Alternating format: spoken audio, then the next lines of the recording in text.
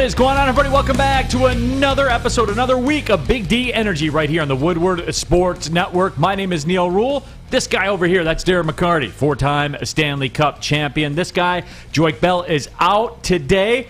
So, we go right to the top. When Joik Bell can't make it, we go right to the Detroit sports media doctor, T-Foss, Terry Foster, in the house today. And I am a four-time covering Stanley Cup champion. Yes, you are. Yes, you are, with the sickest hats in the game. Nice hat today, too, Terry. Thank you, young man. Yeah. Always good to see you. Absolutely, but it's good to be back with you all here. Certainly if you're watching on the YouTube channel, listen on the radio, 93.5 The Roar, 99.1 FM, or 94.7 WCSX HD2. Appreciate you all. The Twitter handle's on there on the screen as well. Jump in social media, our YouTube chat thread. We got you. If you want to get involved up in here.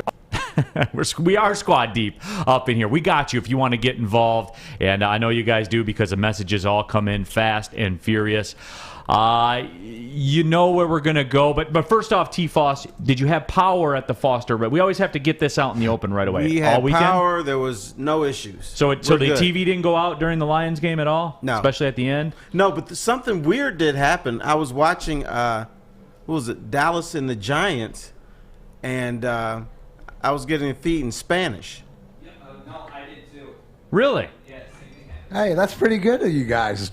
Working on your Rosetta Stone Spanish while you're watching football. Maybe it's easy to learn that way. Terry, for you, was it only like the first couple of minutes, though, right? Or was it the whole broadcast? No, it was the first half. Okay, yeah, I did too, and I thought, I was like, I feel like Wizard of Oz right now. I don't know what's real. So. It would have took me about 10 minutes of game time to figure out it was Spanish.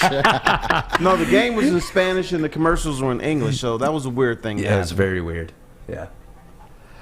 On the topic of Spanish, I know none of you guys care, but I watched the USA-Panama game in Spanish. Did you really? I did. See, I watched it on Paramount. So I watched it Anybody in else English. shocked? I watched it in Spanish. Look at my shocked face.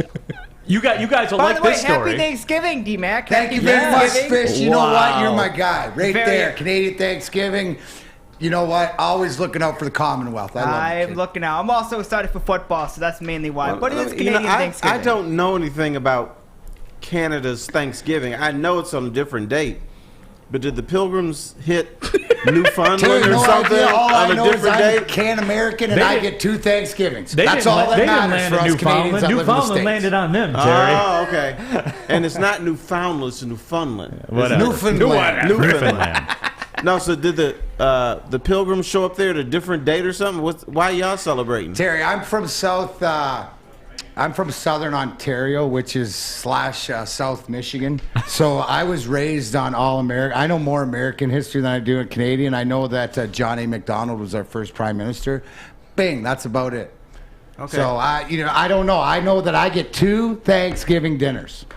Not this year because not going back over, but usually back in the day, because we're all Canadian and stuff like this. So Drapes' family or Malt's family or whatever, we'd come over when it was the weekend, and we'd usually have a game or something, and somebody would have a shindig or something, and then when it'd be American Thanksgiving, we'd enjoy that too. So y'all have turkey just like us? Same stuff. Throw it all together. I bet it's we different. don't have, like, candied yams was something new to me. Do you do pumpkin pie or sweet potato pie? No, pumpkin pie. Yes. So that's different. Pumpkin pie all day. Well, right, but sweet potato pie is more of a Southern thing, isn't it? Yeah. Southern and black. Southern and black. But I tried once I got here, I love soul food, collard greens, chitlins, all that stuff. But D-Mac, I wasn't D-Mac. introduced to it till I came here or was able to travel Terry, south. do you think D-Mac has a friend who's black? Yeah, maybe. Well, I have a friend who's all black. his black teammates he had. That was probably. They invited him over for dinner. He's thinking right now. Wait a second. You know what? In all honesty, though, So think hockey about starts it, this because week, this used to be the question Right. when I go home, and somebody asked me, says, "Why you don't like?" You're not racist. Why you fight all the black guys? Well, all the black guys in the NHL are all the toughest guys in the league if you look around. So I saw you fighting I Caucasians. got some homies that have absolutely cultured me, and I've had the absolute pleasure of eating some home cooked for you. Southern meals that are bar none. You also have been cultured, and I was there with you at the Trick show, just trying many different cultures of marijuana and cannabis as well. That goes without saying. That's why this thing's That's universal culture. This endocannabinoid system is glowing. And Art, you were in the presence too. I was somewhat in the presence. Listen, you were around it. Don't worry, Art doesn't inhale. Yeah. His lungs aren't strong enough. Yeah. Thank you. No, but you know what? And Fish and I are happy today too, D-Mac, with that Canadian Thanksgiving. You get a doubleheader Canadian Football League action today at 1 o'clock and 4 o'clock. The Ottawa Red Blacks will play at the Montreal Alouettes, and the Toronto Argonauts are at the Hamilton Tiger Cats. Home of the Grey Cup in 2021. 35 miles apart from each other. You guys are saying dinosaur names. Man, you could so double dip this one. You know what? You know what's the great thing about the Canadian Thanksgiving? You don't have to watch the Lions at 12:30. There you go. Bam. But you get the Tiger Cats. You do. So I'm fired up about that. Chuck Brewer, Neal, nice calls on the game. We do have to figure out the whole get right thing because... Okay. You bring it you up, said it was a draw. As the head of HR, I will explain that the betting, that what you said at game time, because before the broadcast, where you take the line, if you hadn't bet it before, like you said, wait till the end because it'll go down to 3. That is cool. You did not backtrack on that. You stayed with it. So push. Yeah, and if truth be told, if you did it the next day, it did get down to 2.5. So you were a winner. On the show sheet, it was 3.5. At the time of announcement, it was 3. But I do recall, we'd have to go back to the tape, but you did say it wasn't a take it now line. It was wait till game time. Are you explaining why you lost another bet? No, it wasn't. No, Terry, we bounced back the week after. We got it right. So now D-Mac's saying, and again, he's the head of HR, so he says it's 3-2-1. So I'm still on the plus side. Yeah, you're still 3, getting you 2, right. and 1 officially. 3-2-1 officially. Now Chuck says Neal won at 2.5 because so Chuck, and Chuck's not the hugest fan. I think he respects me, but he's not the hugest fan of mine. But even he's saying you had it at 2.5. Well, because that game. So if they listened, that's where the line and the spread and whatever else. Like if we go to the Lions Vikings game, it didn't matter. I almost texted you right there till the end. I should have in reverse, but you had called on Friday's show that this was the one the Lions might win. Yeah. So. I never said that. I said I really, really like the points. But, and Chuck says I thought it was 2.5 on Friday. So, beat Joik Bell on the 18. So that was a push too. So there you have it. It was just pushes all around. But anyway, the Detroit Lions, we got to get into it. Wow, but not wow. I'm very, very conflicted with what happened because in my heart, I was numb to what happened actually on the field because we've seen that act before, even though we had never seen that in the history. I expected that to happen. But I was happy, Terry. Number 2 overall draft pick still secure right now. You know what? According to you, this should have been a perfect Sunday. It's a perfect Sunday from the standpoint that the Lions played their hearts out. You saw they didn't quit at the end, but they lost. It was perfect so for me. That was a perfect Sunday for you. Yep. Cap space and draft capital, baby. No, but I mean and certainly, what they showed too, and the calls that Dan Campbell made in the end, and scoring that touchdown, going for 2, getting it. D-Mac, both things can be true Monday, I think, again, because you do like what you saw. You texted right away, like you were fired up. You're like, hey, you got to get punched in the nuts to make it work out later. This is the perfect situation. Now, I want everybody just to pretend there's a 5 behind my head, flashing 5 of 35. Because if you're looking at the rebuild scenario, or retool, or whatever, that's a 5. 5 of 35 means 30 more games, or 34, 29 games left. And what happened is what we saw. We saw the same thing that we've seen as the effort. These guys playing for each other, playing for their coach. What I liked, because it wasn't, you can nitpick some of the bad parts of the game. But again, when they forced the turnover, got the turnover, and scored, there was no question that they all knew they were going for it, and they executed. That is a plus to me because on Good point. what I talked about before, the fourth downs, the 4th and 1s where they weren't able to execute, it didn't look like they were prepared. This time they looked like they were prepared.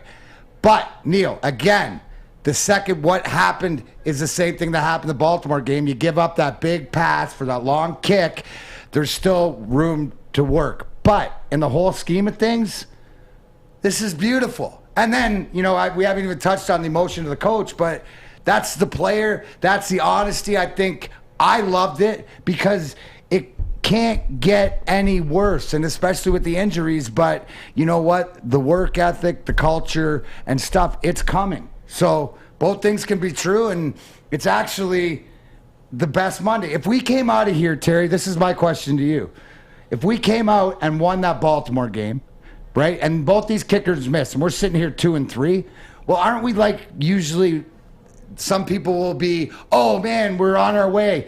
It's smoke and mirrors because it's the same team at 0-5 in this position as it being 2-3, and we wouldn't be in a good spot. I think a lot of people would be pissed because it's like, hey, this is a bad team, and they're not going to get a good draft pick. But here's what I don't understand, young man. For 59 minutes and 30 seconds, the Lions bust kneecaps. Let's be aggressive. Let's go for 4th and 1. And 2 games in a row, when it's time to decide the game, they're like, okay, let's sit back and rush 3 and let the other team quarterback complete 20 and 35-yard passes. Now all of a sudden they turn passive when it's time to decide the game. I don't get that part. I don't. I'm not Fair. a football guy. I don't get that either. But again, that might be just like what I've been talking about when they had 4th and 1 and were going for it, weren't prepared. They showed on their touchdown conversion they were prepared. So this is something they have to address because I don't like giving up 2 deep balls in the middle of the field and allowing a kicker who, to make his 5th kick of the day. I mean, these 2 guys, and again, a 60 what was Tucker's? 65-yard and a 56-yarder. I mean, yeah, and today's kickers, I mean, it looks like they they don't miss long field goals inside of domes. No. Like they'll miss a 35-yarder, but 55 or 54, they're gonna nail it. It's a lot like golf. It is. D-Mac, like these guys that are hitting the ball 350 off the tee. That's what kickers have become that with these 68, 66, 65-yard field goals. They drive that thing, man. Well, it's almost like when it's over 50, it's more you're not as nervous, mostly for the kicker than you are for the extra point. You see more of the extra point, these guys donk it off or whatever. But yeah, the closer it's almost like drive for show, putt for dough, or it's like your wedge game or your iron. Guy. How many guys can blast it off the tee and then they get for a a wedge in their hand, 55-yard field hit. goal? You can't freeze a guy because he's, if he misses it, nobody's going to be on his case about it. This is just. It's like, if I make it, a fine. If I don't, okay, fine too. We tried. There's no pressure, I think, on a 55-yard field goal because you're not expected to make it. On our YouTube Unless chat, it's against the Lions. on our YouTube chat thread, the people saying you're on your game today, D-Man. You are. Those were some very solid points because they are the same team. If those 2 field goals missed, they're 2-3. But guess what? They're still an 0-5 roster. You know how I know? Because they're 0-5 right now. That's what their roster is. And we're going to get into the Dan Campbell thing. And Art, the child of Flint, has the sound that when we come back from the break, we'll get into all that. But, I mean, the people are intrigued. They certainly are. Travis Lampman says the difference between 0 wins and 7 wins in the NFL is just a better draft pick. And that's right. Because you gotta again, hit on them. But, yeah, that in it April. Gets down to your fish. Your basics. Because in April, that's going to be the weapon of choice. That's what's going to get this roster right. It's nothing that's going to happen on the field. Nothing that's going to happen on the field. But when that sound plays, that's when the game starts for this Lions organization. We can have the guy in the stand saying "Go Lions." That's not the battle cry. This is the battle cry. That's what it is, folks, because that's the only thing that's going to save this situation, because everyone's talking about it, too. Chuck says a lack of talent influences the calls. They have no faith they could get pressure if they blitz. The secondary will be hung out to dry. Travis said you take a low... That's funny, because they've been doing it the whole damn game, and now when it's all of a sudden 3rd and 19 or 2nd and 19, all of a sudden you can't do it. That's baloney. Yep. You take a low-talent team, compound injuries on top of a lack of talent and depth, and this is what you get. I do want to talk about the injury. You know what? I'm marking that down, because when I come back, I'm talking about the injuries, because I am hearing people talk about that. This is a banged-up team. There's lots of banged-up teams. Yeah, all every over the NFL. NFL team is banged up now. You had a better day, and they're saying Cephas might have a broken clavicle, so he'll probably be gone for a while. Try being the New York Giants, all right? Look at what happened to them yesterday, and then get back to me. But it is NFL season. It's also winning season at MyBookie, and this week the entries are open for the winner-take-all Super Contest. MyBookie is the only sports book that offers online Super Contest, so you can't miss out on the exclusive promotion. Enter now. You can turn $10 into $10,000. They got it rolling right now. Get to mybookie.ag. Search up the information on the Super Contest. You can get in the mix. And if you need another reason to head to mybookie.ag, the MLB playoffs are rolling. And you can celebrate the start of the MLB playoffs. You can celebrate the exit of the New York Yankees. You can celebrate all those things related to baseball's postseason. And MyBookie's hosting a $20,000 blackjack tournament that's absolutely free to enter. Winning season's here. Get in the game with mybookie.ag right now. Use a promo code Woodward. When you make your first deposit at MyBookie, you'll get double your deposit. Get the action in, folks. Get it in. You're sitting there, you're going to be watching Red Zone and all that stuff. Fire away, man. Fire up mybookie.ag. Get in the game yourself. Promo code Woodward. You can double your funds, double your winnings. Bet anything, anytime, anywhere with MyBookie. Have a problem with gambling? Call the Michigan Problem Gambling Helpline, 1-800-270-7117. I'm looking to bring on another HVAC tech right now. We are recruiting 5 to 10 techs a month. We're looking to grow and expand. Every new tech we hire is from Northwestern Tech. The hands-on training is fantastic. They're always my first call. We love hiring Northwestern Tech grads. They come out trained and ready to work. Our program is only 10 and a half months, and our next classes are starting soon. So why wait? I'm looking to hire Hire a graduate of Northwestern Tech. Northwestern Tech. Northwestern Tech. Northwestern Tech. We're on and popping here. Big D Energy, Woodward Sports Network, Neal Ruhl, T-Foss, Terry Foster, D-Mac, Darren McCarty. A lot of energy here today on a Monday after more history happened to the Detroit Lions. They are the first team in the history of the NFL to lose on 2 50-yard plus field goals at the buzzer in the same season. So they continue to make history, man. And you know what? The bottom line through all of it is they're 0-5. That's what it is. And I do want to get into the Dan Campbell thing, and we're going to play the sound in just a second. But MPWNU says, breaking news, Dan Campbell has been hired to be the spokesperson for the Lifetime channel. I heard it was Hallmark. Hallmark? Hallmark channel. Is he double dipping, perhaps? Of course. You know, it's nothing wrong with making a little extra bread, a little juice. Absolutely. I know people were talking about the injuries, but again, look at the New York Giants yesterday, D-Mac. Kenny Galladay, Saquon Barkley, Daniel Jones, and Daniel Jones is, you know, the turnover factory that he is. But whatever, he is their starting quarterback. I mean, that's a wrap for them. Not that it wasn't a wrap before, but injuries happen in this league. Injuries happen in every league. 99.9%. Unless you're London Fletcher. We learned that from Joint Bell the other night that he had 16 years never hurt. His stats and why he's not in the Hall of Fame. Crazy. Anyways, I digress. But, you know, the injuries are... I'm glad that I'm not a Giants fan. I'm glad I'm not a Jags fan. I'm glad I'm not a Texans fan. All the teams that haven't had a win or with one win at the bottom of the barrel, we got the most potential. We got them because of the draft. Because we have what 3 of the first 34 picks. Right. 2 years in a row. Hey, I see it on here, Neal. Because it's true. Hashtag 23. My guy, Dom Rivera. 2023. Yep. Hashtag 2023. It's a movement. It's a movement because we see it. And it's sort of setting ourselves up. So the Giants, to your point, with all the injuries to whatever else, next man up. We'll see what happens. But you know what? Doesn't really hurt my feelings because that's Maz's team. We should get a music festival or something for the hashtag 2023 music festival. It's a movement. We'll have it downtown. It'll be great. Down in Hart Plaza. You just gave me an idea. I'm just saying. I want to start another movement. Y'all don't play for the Detroit Lions. It's them. It's not we. that organization doesn't care about you. All they want is your money and your tickets and for you to buy crap and stuff. Is they. They are the Detroit Lions. It's not we.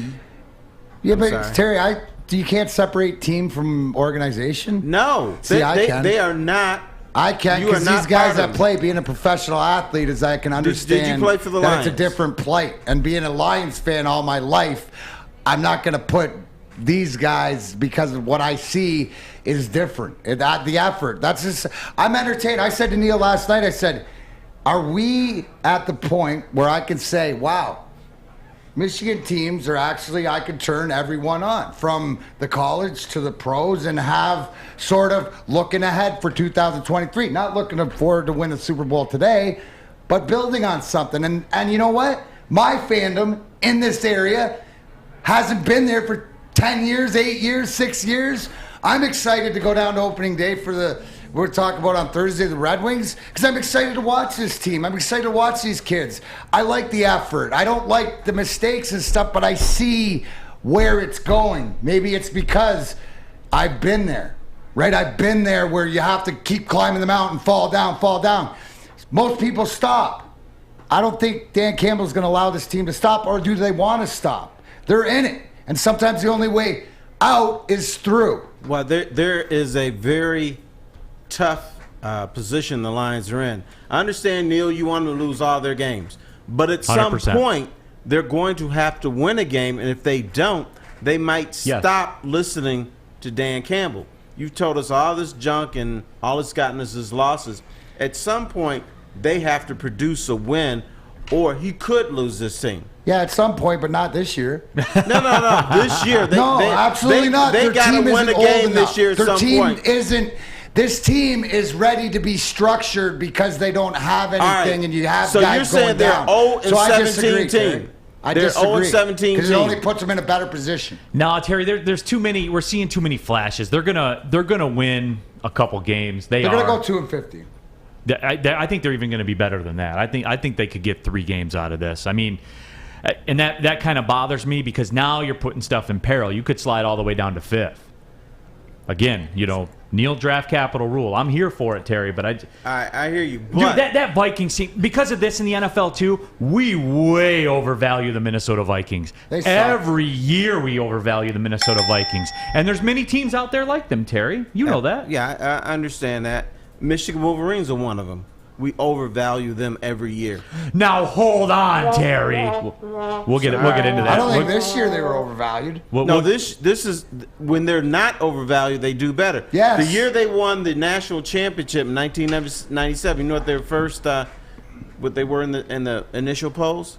14th. Yeah. 14th and 15th. Normally, if Michigan is ranked 8th, they're a top 12 team. If they're ranked 4th, they're maybe 10th or 11th in the nation. So they're always overvalued, except in 1997 they were devalued and they overachieved. And then this year they weren't even in the top 25. And look at them now, they're 6-0. Yeah, coming up at noon today, need. we'll have my guy, former Michigan State Spartan basketball player Anthony Ianni on. We will talk about his new book, Centered. But I did want to get into the Dan Campbell stuff after the game. And I'm glad T. Foss is here today, because I got a feeling I know where T. Foss is going to go with it. But let's roll this for those of you that did not catch it yesterday. Dan Campbell got pretty emotional after yesterday's loss.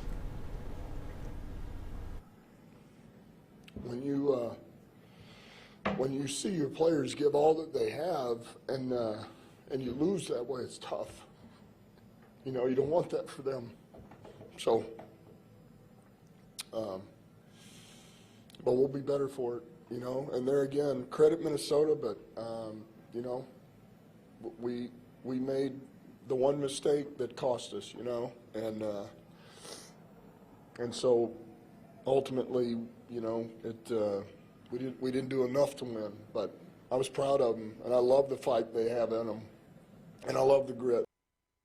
And that was Dan Campbell after the game yesterday, Terry, as we said, getting emotional, shedding tears. And I want to go to you as a grizzled sports media veteran of this town. I am a grizzled sports media person who has talked to a bunch of ex-Lion players, and there's a deeper meaning to the tears. It's not just because his team is playing for him. It's not just because he wants to win it for the Fords. It's because Dan Campbell is invested in the Detroit Lions.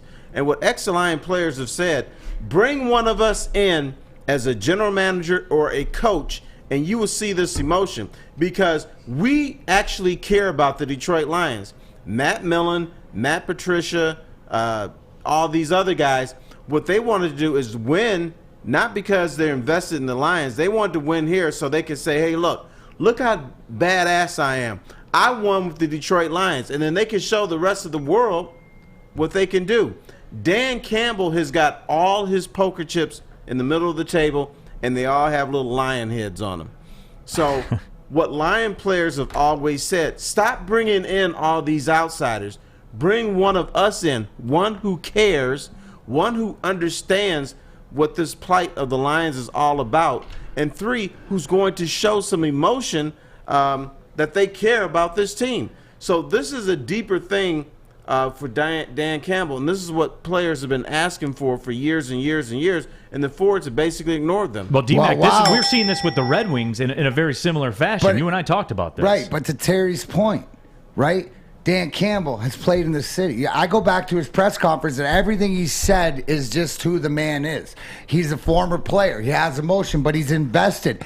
And to Terry's point, they put a guy that knows what it's like to be here, even though he didn't play. He was hurt for 0-16 seasons, but the culture, and then he let him surround him with former players. So maybe they're not former Lions players, but you have the Aaron Glenns and the Anthony Lynn's and the Hank Fraley's and the Deuce Staley's and guys that are committed. So the emotion comes, that just tells me that they care to building towards it, that they're all into Terry's point, and that makes me happier. Yes, it's always great when there's former guys that play for your team, but I don't care. It's like you said in the Red Wings organization, small input right now, and we'll talk about it Thursday, but Alex Tanguay, my former teammate, played Colorado, played Calgary. Brought him in as assistant coach, and you look at the power play in the preseason, which will be an effective spot for the Wings. It has to be this year, but former player that knows the game. What? It better be, and Zadina better be clipping him. It better be, man. It better be. Neal, I can't wait for Thursday. If you ask 99.9% of the people in the NFL who are eligible to become head coaches or GMs, is the Detroit Lions the dream job? They will say no, hell no. Dan Campbell, this is his dream job. Absolutely. This is the one job he wanted the most because he played here, because he's invested in this team, and it is the one thing that ex-players have told me. We need a guy in Detroit where this is his dream job. And, is it going to work out? Who the hell knows? But I enjoyed the tears yesterday because I saw a guy that cared. I saw a guy that's not in it for just a paycheck. And you can accuse other guys. I think Matt Millen was in it just for a paycheck. I think Quinn Tricia, mostly they were in for a paycheck. Yeah, they wanted to win, but this guy is in it because he loves the Detroit Lions, and the paycheck is important, but it's number 2 to him. Dom Rivera, real quick on our YouTube chat thread, says, T-Foss surprised me. I was expecting negative, but I agree with every word he said. Juice's Ghost said the same thing. Me too. I thought Terry was going to light him up. So you surprised me, Terry, because that's what I expected. And here's the thing, Neal. No, I speak the truth, brother. I was just going to say, imagine if the ownership was invested like the rest, like the coaching staff. Wow. Yes, that would be amazing. Then you'd be the Red Wings. Yeah, but hey, they'd still be an underdog, Art. Listen, we're always going to be an underdog. I've completely given up on this franchise, and it only took 5 weeks. Let's talk about underdogs, though. Underdog Fantasy. Use that code WSN. Deposit $10. You'll get $10 free. If you're like, man, my fantasy sucks. My football fantasy sucks. If you're like me and you lost to Adam by 0.4 points in your fantasy, and you're now 1-4, everything is okay because just use Underdog Fantasy. It'll be great for you. Sorry, I had to get that out. I've been waiting all day to say that. F off, Adam. I hate you. Not giving you a new weed tomorrow. Underdog Fantasy, yes you are. Use the promo code WSN. You'll get $10 when you deposit $10. And maybe you won't go 1 for 4. Maybe you'll be 100%, and you could go week by week with Underdog Fantasy. We got more of Big D Energy with Terry Foster, Neal Ruhl, and Darren McCarty right here on the Woodward Sports Network. Tony is a third-generation logger that has a simple, practical approach to life and work. That's why his Coast DX342 knife is perfect for him. The stainless steel blade is rust-resistant and made for all-weather use. And the double roll-lock safety ensures that it will never inadvertently close when he doesn't want it to. That's why Coast is trusted tough. Spirited today here on Big D Energy, Woodward Sports Network. Neal Ruhl, T. Foss, Terry Foster, Darren McCarty in the house as well. Joy Bell will be back tomorrow. Happy to have all y'all with us. You guys are fired up too, man. I'm feeling it today. It doesn't feel like a Monday at all, man. We got the juice going. Feels like a Flint Town Friday, you know? FTF, man. Yeah, Flint Town FTF. Friday. But we're talking Dan Campbell right now, all the emotion that he displayed yesterday. Dan Campbell believes, though, he says that the wins are coming, Art. Yeah, he does. Here's the clip. But I was proud of him, man. I mean, I tell you, you don't find a way to get yourself back in a game and get to where we were at if you don't believe and give all that you have of it. I like the guys we got on this team. I like what they're about. I like how they come to work. I like how they haven't given up. I like how they just go, you know, they just go. When your defense plays that way, you got a chance to win every game. I thought our defense played lights out today. Here's what I try to just keep picturing in my head because I know it's coming is we're going to be on the winning side of these before long, hopefully sooner than later, but it's coming. I just don't know when, but it's coming. When you play that way and fight that way and clean up a couple of these little mishaps that have shot us in the foot, our days of being on the winning side of that are coming. And that was Dan Campbell after yesterday's game. He says that the wins are coming. Now, I will say this, and look, I share T. Foss's sentiments. I feel I share D-Mac's sentiments, a lot of you guys too, based on your social media interactions and all that. I do agree with you, as my guy T. Foss says, though. However, you know what the difference is right now with Dan Campbell and with what's going on down in Jacksonville with Urban Meyer? Nothing. They're both 0-5. And T. Foss, this is a bottom line business. And I know he says the wins are coming. And I know everything, you know, anybody who was looking at both situations would say, Neal, what do you talk about? There's a world of difference between the two. But they do keep count in the NFL. They do keep a score. But Dan and they're Campbell both 0-5. has not had a bimbo grinding in his lap. He has not. No, he has not, Terry. But they're both, period. But they are both 0-5. They are. Absolutely. And I didn't expect 0-5, but we expected a bad record. And with this team so devoid of talent, 0-5 is not the worst thing for the Lions. No, and I get that. My question to you guys is, and T.C. Smith, there aren't many coaches, and I agree, if any, that could get as much out of this roster. Right? But they played a game that we didn't, like, we watched. We didn't think, we talked about it. We thought they were going to get blown out. The secondary, you know, Jefferson and Thielen were going to go nuts and whatever else. So that's why I like it. That's why the guys have bought in. And the effort's there. The talent might not be, but they're finding their way. You brought up, yes, the facts are, right? It's not what we think, what we know. This Both is professional teams are 0-5, sports. the Jacksonville Jaguars and the Detroit Lions. But can anybody out there not say that you feel good being a Lions fan compared to a Jacksonville fan? Because that thing's just going crashing, and I see ours that has some sputters, but we got some ascension. At least we're off the ground. Well, Chuck on our YouTube chat thread says the difference is that the Jaguars actually have a potentially good quarterback, though. But see, that plays into the point I'm trying to make a little. And don't get me wrong. Like, if I had to buy stock right now, actually I'm buying Lion stock before I buy Jaguar stock. There's no question. But again, they do keep track in the NFL, and they are both 0-5. Hard stop. That's what the reality is, because, Terry, you are what your record says you are in this game. And I know everyone's feeling good, and that's fine, but they are 0-5. Yeah, and I don't want to hear, they're actually 2-3. No, they're not. No, they're they 0-5. lost all 5 games. I always go back. In the National Football League, from year to year, anywhere from 43 to 57% of games every year are decided by one score. So all games are like this. All games are decided in the last minute or 2 minutes, or there's a lot of last-second field goals, and we can't dismiss this. Part of the reason they lost these 2 games that they quote-unquote should have won is because of Dan Campbell mistakes at the end. You are aggressive the whole game, busting kneecaps. And then when it's 3rd and 19, let's go to a prevent defense. Even though the other way has been working, even on that series, you switch up. In the NFL, prevent defense stands for prevents you from winning. And I believe that. Sure. At least rush 4. And I'm with you, because especially when you have to cover such distance, man, the blitz will get home at some point, right? I mean, right. It will get home at some point. But just talking about Dan Campbell right now, and I know everyone's feeling good. I get it. I understand. And there is some mixed sentiment on here. You know, people are talking about Dan Campbell, and they like what he had to say. But there are also some people, Barclays Beast says, Lions are horrible, face it. 1-4. They're not 1-4. They're 0-5.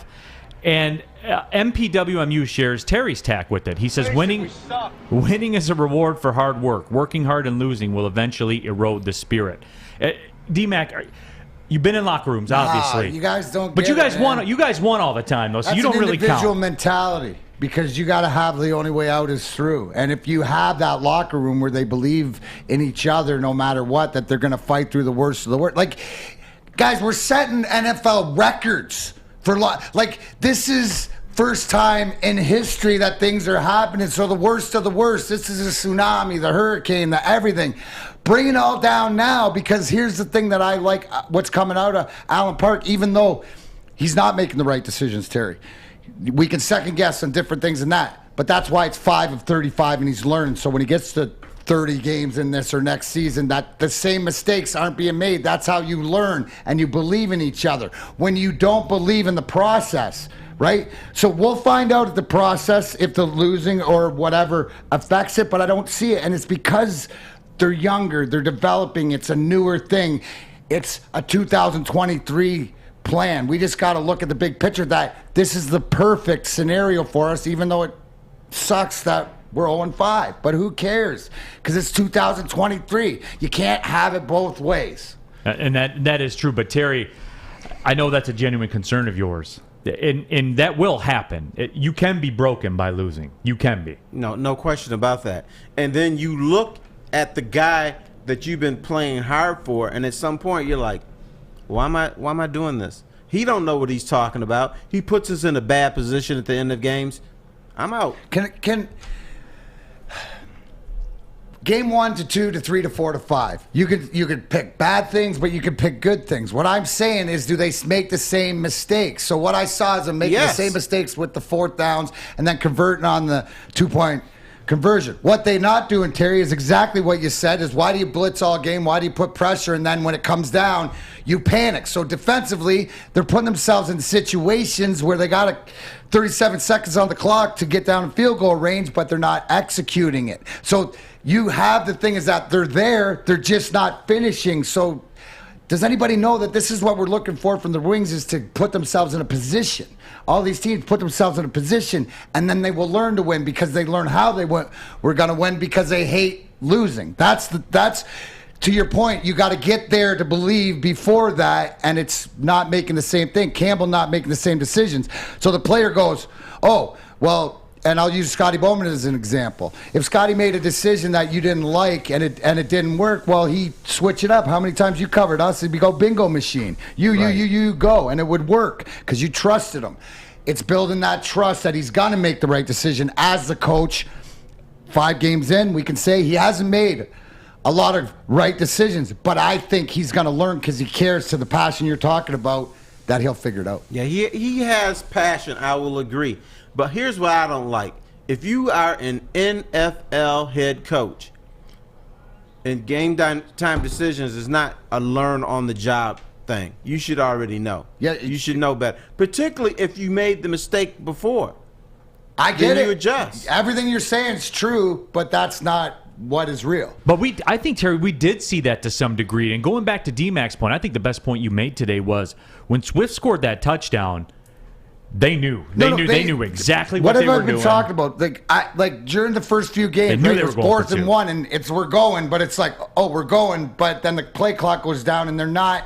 We argue about why are they throwing it? They're not running it. We got all that argument, but they knew exactly what they were going to do to take advantage.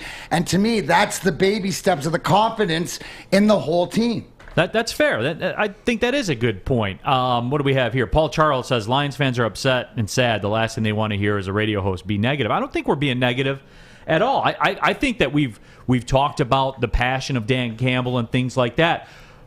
All right, can I say something? But they are both 0-5. No, we live in this tough-ass town.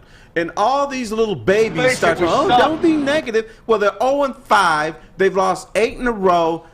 They've had losing seasons 17 of the last 21 years. I don't want to hear this.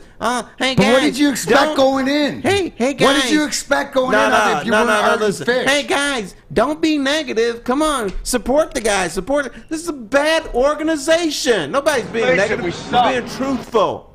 Are we supposed to get on here and say, yeah, the Lions are great, and this is a great organization, and look at them go. These are my boys. No, I'm not saying it because it's not true. My job isn't to be positive or negative. My job is to tell you the truth as I see it. And if you can't handle it, if you can't handle the truth, so be it. I don't give a damn. I don't give a damn. Uncle Terry ain't playing. No, he's not for them games today. No, my job is not to hold your hand and say, oh, come on, kids, we're going to be okay. That's baloney. Well, you know what, D-Mac? I mean, again, both things can be true. I hate to be sitting here on the fence like that. T-Foss is right, and I think my point is right. We can laugh at the Jaguars and point at the Jaguars, but they're both bottom line business. The scoreboard. Both are 0-5. I didn't and I'm say not comparing laugh or the two. whatever, but say if you want to feel 0-5. good about yourself, feel good you're a Lions fan, not a Jaguars fan, because I see things in this organization, the team. Forget the organization, Terry, because I do separate the Fords and the guys on the field just because you have to, and it's the effort and stuff like that. But the truth is the truth, right? They're 0-5. I just like that hopefully this week they're going to make some more improvements, and maybe we're not talking about the same mistakes. That's all. Tactile Puma 58 says, do you want them to win games or do you want them to secure the first overall pick? Please make up your mind. No, I want the first overall pick. I want to hear that and then say the Detroit, with the first pick in the 2022 NFL Draft, the Detroit Lions select ... And you know what would be awesome is if I was there with my machete from CoachPortland.com cutting the way through for Brad Holmes to make that choice for Neal Ruhl. But just in case I'm not, you too can go to CoachPortland.com, use WSN20, get yourself a machete or some knives, or the do-it-yourself or first responder lamps and all that stuff. Even the headlamps are great. Right, Tammy, for the Petoskey Stones. Anyways, thank you, Coach. CoachPortland.com. Find out everything that you need to clean up the house. The leaves are coming down. The shrubs need chopping. Go to Coach Portland. Use WSN20. Tell them Big D Energy sent you. Happy Monday to everybody. Terry Foster, Neal Ruhl, Darren McCarty. We'll be right back. Big D Energy. Big D. Big D. Okay, you thirsty little spin goblins. I want you to pedal into the next dimension. Spin it. Spin. Spin. Uh-oh. Carmen's falling behind. Let's give her the hiss of shame. Spin! Spin! Spin till you bleed! Don't ride the bike of shame. Come to Planet Fitness and find your own lane with tons of equipment, free fitness training, and no hissing. Join today for just $10 a month. Off and running here, Big D Energy, Woodward Sports Network. My name is Neal Ruhl. T-Foss, Terry Foster in the house for Joy Bell, who will be back tomorrow. D-Mac, Darren McCarty is here today. That's how you know golf season's winding down, D-Mac. That's a Monday, and I'm here. Anyways, were you spin goblin this morning? I was. I went and got shout to work out to our fine friends Planet over Fitness, there at, man. Planet Fitness. Maple Road there over in Troy. That's my squad over that's there. Your I love squad. those cats. Yeah, squad they gave me a hat. They gave me a hat. I'm going to wear that on Friday, I think. I like so. it. I did some spin gobbling in today. Little bike after the run. But anyway, we're talking NFL football. We're talking Detroit Lions, and certainly we know the story with the Lions. You do have to kind of wrap up what we saw yesterday. And I'll tell you guys this. The thing that stuck out to me in the NFL yesterday, my whole Patrick Mahomes revenge tour thing is not working out too well. And here's the deal. I knew that the Chiefs' defense was bad. They had a bad defense when they won the Super Bowl. They did. I thought that Frank Clark and Tyrann Mathieu would be able to make enough big plays to bridge the gap between that and the offense. But Clark made a couple of bonehead plays last night, and that's my big takeaway. D-Mac, what was your big NFL takeaway yesterday? Yeah, I mean, that's hot and cold. And here's the big NFL takeaway is that I just shook my head is the Packers are 4-1. Found a way to win, missing. I don't know if you saw that game. There's two things, right? The Packers are 4-1. The Waters reached this sort of level, and Aaron Rodgers looks like he's, playing again. And also, too, Justin Herbert. Just that game, the Chargers Browns game. He spun that both thing those yesterday. guys, both Baker Mayfield, but Justin Herbert and that LA Chargers team. They're good. They're really good, really well coached. I like listening to Brandon Staley, their coach. That's somebody that I guess I had respect for, but didn't really have as much respect as now. But, man, can that Herbert throw that ball? And Josh Allen you mentioned, but, I mean, it looks like, look at the landscape of college football, right? At the top. It's a little bit different. Well, you might have a couple different teams vying for it, and one of them, to me, right early on is the Chargers.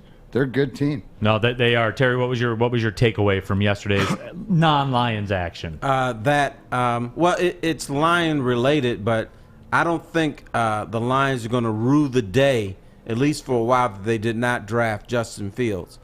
They will lose to him simply because the team is bad, and simply because the Bears are a better team. But you can throw anybody at quarterback, and the Bears would beat the Lions. They beat the Lions with Mitch Trubisky. So, you throw in Justin Fields, well, so what? I'd still stick with my left tackle. That was my take from yesterday. That was your take? Fields is 2-1 as a starter, though. I don't care. I don't like the way he looks. I know, balls but even the touchdown pass. He got a road win, man. Big D. I don't know. I like where we're at. I agree with Terry. I don't know. They got a road win. He's 2-1 as a starter. The record as a starter. That's my whip for quarterbacks because again, they do keep score in the game. There is a scoreboard. That, but sometimes you win despite your quarterback. And I agree. Just like in baseball, sometimes you win despite your pitcher. Won a playoff game, and he's one of the worst quarterbacks I've ever seen. I am not willing to say, okay, Tim Tebow is a great playoff quarterback. I'm not going there, brother. No, and that's fine, but he is 2-1. I go with what I know. So just kind of getting our Bears takeaways.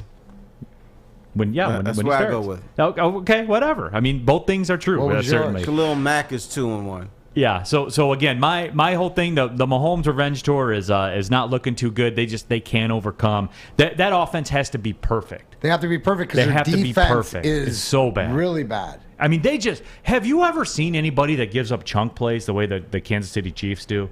Even the Lions look at that defense and go, you guys give up a lot of chunk plays. That's the whole thing, right? When you're looking at the effort, and I look at the effort, right? So the positioning, but I'd look at the effort to the end and the things that I'm looking for. Will Harris made some really good plays and some good tackles, and he's been hot and cold. But Derek Barnes, you see stuff there with the speed and the intensity. So when you're looking at that Kansas City defense, you're looking at the Detroit. I think we got more room to grow. And here's the one thing with Kansas City where you run into is where they've won. So now guys have won and they have championships. So do they do the work that needs to be done? Are they listening to the coaches like they used to? That's what you run into, and I think maybe that's something that the Kansas City defense is running into. Yeah, I also think the coaches for Kansas City need to straighten their game up a little bit because teams do not want Kansas City to go deep, and they're giving them a lot of underneath stuff, which they could take advantage of. If they do that throughout the course of the game, I think they could score 30, 35 points a game. But what Mahomes is doing, he's still trying to do the impossible. You need to, chill him out a little bit, go with more of the underneath stuff, run a little bit more, and I think that offense would be a lot better. But the coaches say, hey, we've done it before, so we're going to do it again. And maybe the personnel or the attitude doesn't dictate that at this point. So they should chill out. One of the other things that I noticed as well, that the Green Bay-Cincinnati game that Green Bay won in overtime. And again, Terry, it's impossible not to bring it back to the Lions, as you know, because whenever you watch these games, you start thinking about the Lions. Does anybody here ever foresee a day when the Lions would win a game the way the Packers won that game? Crosby misses two kicks with the game riding on the line, misses it twice, and they still win. They still won. They find a way, and that's you got to create your own karma, and we're at the other end of the spectrum of that. Doesn't matter how far of a field goal they got to kick to beat us, but that will change. But you got to create that, right? And that's through hard work. So you can honestly say that you create your own luck, to that way. So it sort of goes with the Green Bay persona, or doesn't it? I mean, you sort of expect that. There's certain teams that get the breaks and certain teams that don't. What's that? It could happen in the year 2026. It could. Could the Lions win a game like that? Could happen in 2023, baby. Let's get the T-shirt. Get the T-shirt. Listen, 29 more games, and then look out. Pull up on me. The Lions are about to pull up on the whole NFL, right? Yep. No, but that was something I thought about a lot too. Was just that the Packers. How do you win that game? You're not supposed to win those games. Your kicker misses in regulation. Your kicker misses in overtime. On the road. But you know But again, what? Neal, to your point, it was the Bengals. So the Bengals slasher Lion-esque. So it comes down to if it was another team, would they out karma them? Yeah, but I mean the Bengals were tied for leading the division. But I think that does reinforce your opinion before about the process of winning. The process. The process of learning to win. And the Bengals, look, the Lions and the Bengals are on the same freeway, right? The Bengals are, a couple exits ahead. The Lions took a long time to get out of that rest stop. But the Bengals are further along. They were doing incorrigible things at that rest stop. The rest stop needed to be blown up. But you know what the Packers have? The Lions don't? A culture. It's like, okay, we screwed up big time. We're going to correct this. Yes. The Lions are like, okay, we screwed up. We're done. What can we do? That's been the attitude of the Lions for the most part over the last several years, and it's hard to get that out of a locker room. Well, and that culture is too. Aaron Rodgers says we're going to win. Right, absolutely. He's already had his flub. He flubbed in game one where the whole world is coming down on this franchise and Aaron Rodgers saying you're done, and his attitude is no, I'm not. Watch me. He just does that. I think he just does that because he's bored. He just likes toying with us or whatever like that. But it's just you could see the commitment level and stuff like that. So I mean that's why he's one of the best. No, and it certainly is too. It's just again that, as you said, that culture that Aaron Rodgers knows. That goes back to my thing about Stafford with the game in the playoffs at one time. Aaron Rodgers built different. Like that's just the way that it is. Some of the other things we saw, Tampa Bay, Tom Brady throws for 400+ yards, 5 touchdowns. Terry, that man made a deal with the devil. That's it. He's getting better looking. He's getting better at the game. Yeah, he looks younger now. He looks younger. Why couldn't it be a deal with God? Why has it got to be with the devil? I think he made it with God. That's why it's so impenetrable. Like there's no downfall. It just keeps going. Right. Well, whatever. He made a deal with somebody, man. No, and 405 first time Tom Brady did that. 405. No Gronk. Which to me reiterates that the Miami team, right, is in that much more disarray because I expected them to be a team that actually competed this year, but no. And Tom Brady, off of sort of a subpar game against New England, just comes back. He loves that Florida. That Florida weather just does Tom right. It gets you right. Skin, too. Skin. It gets you right. It's not 2 degrees, so I can feel comfortable. I don't have to wear long sleeve shirts, everything. So, yeah, he's digging it. Naki 23. Neal is always going to say it's blue when it's truly red, just for conversation and content. Naki, everything I say is my take. Like I don't play that game here with this microphone. Everything I say is what I think. And for those that don't know, we're in constant contact with each other. You know what's going through my mind on the weekend. I know what's going through your mind. Like we don't just show up and quote unquote put on a show for you. And I like to say they are 0-5. Enjoy our truth. Enjoy my truth. Enjoy Neal's truth. Enjoy Terry's truth. Yeah, absolutely. Dr. Detroit says Philadelphia's dumpster juice. We had that conversation. You were here for that one, right? The dumpster juice. I heard. Yeah, how nasty that is. Yeah. That's nasty. It's on the bottom of the bag. It's all brown and slimy. Epic says God doesn't do favors like that, D-Mac. It's a deal with the devil. It's a deal with the devil. I disagree. He said God's deals are like, hey, play for the Lions for 15 years and I'll give you the keys to the pearl gates. No, that's the deal with the devil. The devil flipped you and said with the Lions. Yeah. Chuck says, yeah, I agree. Even if I disagree, Neal always says what he thinks, and that's what it is, guys. Like I'm real up here. I watch the games. I watch all the games. I'm not some of these people that just, comes behind this microphone and talks that day because somebody told him what to say or gave him a sheet and say, hey, say this because this is what the formula is. I don't play that game. I'm watching all these games. Can I I'm always educate the people for a minute? Yeah. Because there's two misconceptions that people think that people that do podcasts or radio talk before the show and said, hey, you take side A and I'll take side B. That doesn't happen. At least that's never happened with me. Nope. If you can't get on the air and talk about something you don't believe in, it doesn't work, it comes out forced, and it comes out bad. If you don't believe in it, don't say it. It's as simple as that. Because you can't argue against yourself and be credible. Yeah, absolutely. And I do this other thing too, where I watch the games.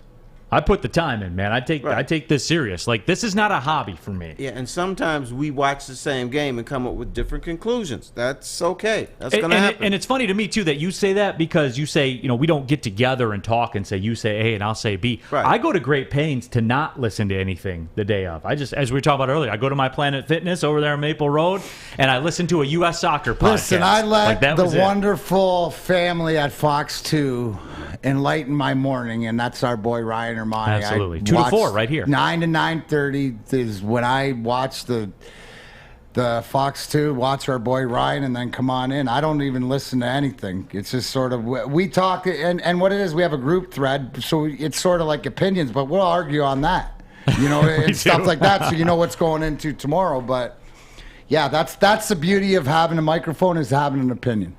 Absolutely. When we come back, we're going to be joined in studio by my buddy Anthony Ianni, who played for Michigan State. He's got a book out right now, Centered: Autism, Basketball, and One Athlete's Dreams. It's taken the book world by storm. We'll talk to him about that book when we come back, because it's something, too, in talking about being real. I have a couple questions for him about that apply to me and my parenting situation and things like that. So we're going to get real for a couple minutes. We talk about the Lions, we talk about fantasy and all that stuff, but we're going to get real. And if you're going to get real about lunch, you need to go to PapaRomanos.com. They got a pizza that's pleased to meet you. Pepperoni, ham, Italian sausage, ground beef, and bacon, topped with a blend of fresh cheeses. It is the Meatza Pizza. Large ones, just $16.99. If the meat and the pizza is not your thing, salads, sandwiches, subs, all that as well. We have that for you there at PapaRomanos.com. Be a hero. Order for the squad, man. You guys are all sitting there sharing the cubicles and stuff like that in that office environment. Get together on lunch. Talk about non-work stuff for 15 minutes. I do that with Art. It does wonders for our relationship. Yes. Does it not? Yeah, it does. No, it we does. only talk about work stuff. Yeah, go to PapaRomanos.com. Squad up for lunch today. Fellas, football season is here. It's time to make your grooming experience easy like Sunday morning. Get to Lady Jane's Haircuts for Men. Walk in, relax, watch your favorite team play, and before you know it, your hair will be game ready. Get to Lady Jane's, open 10 to 8, 7 days a week. Walk in anytime. It's wicked awesome. Make sure you download the Woodward Sports app in the App Store and the Google Play Store today. Take Woodward Sports with you wherever you go and listen live on your phone or mobile device.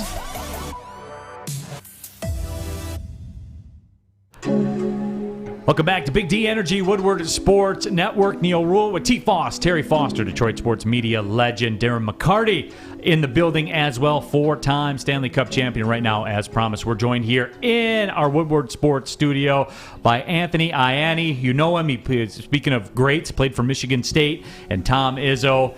And he's got a new book out called Centered: Autism, Basketball, and One Athlete's Dreams. And Anthony, appreciate your time, man. Thank you for joining us. And, getting into that, as you go around to the book tours and you do all these media engagements and you do all these speaking engagements, are people still surprised? You're the first known, Division I athlete diagnosed with autism on the spectrum. And are you still surprised that people don't know that about you? Yeah, a little bit. I'm still kind of surprised Michigan State hasn't quite acknowledged it as much as they should. But I guess better to be surprised, because there's a lot of people, not just in our state but around the country, who when they hear about that, it's like, wow, like this guy has autism and he was the first known Division I college basketball player in NCAA history, and they take that back to their kids who are either on the autism spectrum or maybe they're not, to show them that, hey, you can do anything you put your mind to despite any obstacle or challenge that's in front of you in life. Yeah, absolutely. And again, the book's called Centered: Autism, Basketball, and One Athlete's Dreams. And Anthony, I'll start off too, because you are somebody, I followed your story and I listen to you when you do the speaking things. And for those that don't know, my oldest son is not quite on the spectrum. Mm-hmm. We had, diagnosis done and things like that. But there are certain, behavior things that are consistent. You talk about in your book about basketball was your love, and you go to the games, and if the crowd got too loud, it would cause you, I think regular parents would call it a quote-unquote meltdown. Yep. I guess that would be the word for it. My son had a lot of similar incidents, before, where if we were out, if we want to say we were in Chicago or whatever, we want to take the subway, it would be too loud and it would cause a quote-unquote meltdown. And as a parent, I'm just being real with you here, like it's something for me that I still struggle with to this day about how to respond, because in this day and age of all these pressures and everything that we have to do, there's still a part of me, I guess, that I haven't wired myself right into that, where when he has one of these episodes, I'm like, well, is it an episode or is it something he's trying to, get his way or something like that? You know what I'm saying? It's a battle that's still constant for me, even 14 years later, Anthony. Is this something that you found when your discussions with a lot of parents? Oh, yeah, for sure. And, I've met a whole lot of parents that are in the same shoes as you, Neal. Yeah. And but I've also told them is when I was younger, being in arenas and stadiums were so really tough for me at the time. And so for me to kind of go on the concourse, my mom thought it was better, but it actually made it worse. And so fans around us would kind of see me wig out and have those moments. And I'm betting a lot of those fans probably thought I was just a spoiled little brat, not getting my way because I wasn't getting my melting moment ice cream sandwich or something like that at Michigan State. But I told parents at the same time, it's also their way of communicating with you too. It's their way of communicating that, hey, they're angry about something, they're upset about something. And so, but I've also told parents, just to make sure that you continue to do what you do as a parent, because, I'm a parent of two boys, a 6-year-old and 3-year-old, and there are still times where I can't tell if my 3-year-old is just angry at me or if he's just really upset with something else. And so, but, that's not going to stop you from continuing to be a great parent, which obviously you are. Hey, Anthony, obviously a big fan and stuff like this, and I don't know if you know this or not, but one of the coaches and Mike Vorkapich. Yeah, right. So and this is how small the world is I grew up with Mike Vorkapich. Really? And Steve is older brother. So Mike Vorkapich and I played baseball together in Leamington, Ontario, growing up. So the fact that reading some of the things and can you just talk about because you had a hard time and you wouldn't really tell people what exactly is going on, but you did confide into different people. I know Coach Vork was one of them, but can you give some advice? And this doesn't just go to the autism spectrum or anything, but people who are struggling and how maybe the organization, but what made it easier, or who to talk to, some of the people that made it easier for you to be you. Obviously, Vork was one of them because, Vork he's known me since I was 10 years old. And so he had a really good idea of what I was going through as a kid. And when I transferred to Michigan State, Vork was pretty excited that I was coming to, work out with him and everything. And so, but if there were times where I didn't quite understand his sarcasm or anybody else's sarcasm, like I wasn't afraid to lean on to him and just go, "Hey, Vork, what were you just kidding?" And be like, "Yeah," like, or if I didn't understand a direction, he would always look at me and go, "Hey, did you understand what I was asking you to do there?" And I would just be like, "Yeah, I knew that." How important is that to find those people or to be able to, because, and you're like obviously Draymond Green being a teammate, and the incident with what happened to Draymond about being in the locker room, and I get Draymond because him and I are motivated a lot of the same way, same sort of teammate and stuff like this. But I think it's important, no matter what you're struggling with, whether it's today's Mental Health Day, happy Mental Health Day to everybody, to whatever it is, but to have that support and in the locker room. So when was it that you were comfortable being you? I think it was after the Draymond Green incident in the weight room, because there were two teammates of mine who knew about me being on the autism spectrum. Austin Thornton was one of them, because Austin and I played, we've known each other for 18 years. We played AAU together in high school, so we knew each other very well.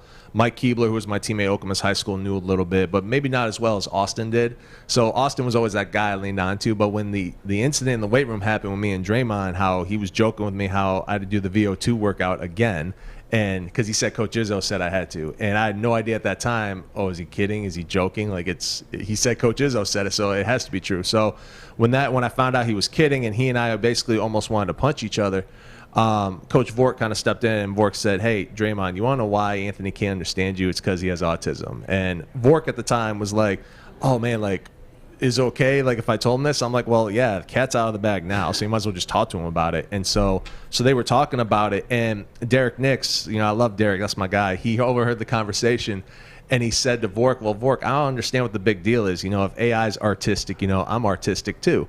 And so when I heard about that, I got a good laugh out of that. But after that day, I was a lot more comfortable being me, because now my teammates were starting to understand, why I didn't understand certain things, certain words, certain situations. And if guys were joking, I couldn't tell. I wasn't afraid to lean on to somebody else besides Austin and go, "Hey, was Draymond being serious? Was Derek being serious? Or were they just kidding?" And they would all just be like, "Oh no, don't worry about it. He's just kidding." So everybody after that day kind of hopped on, was on board with me after that.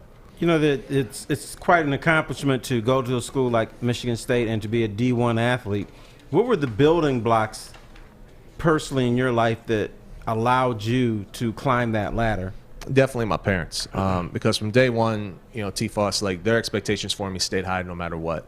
And even the day they were told that I would barely graduate from high school, never go to college, never be an athlete, end up in a group institution, and this was during a time where there were no resources and guidance or paths for families and individuals with autism during that time, and their expectations stayed up here no matter what.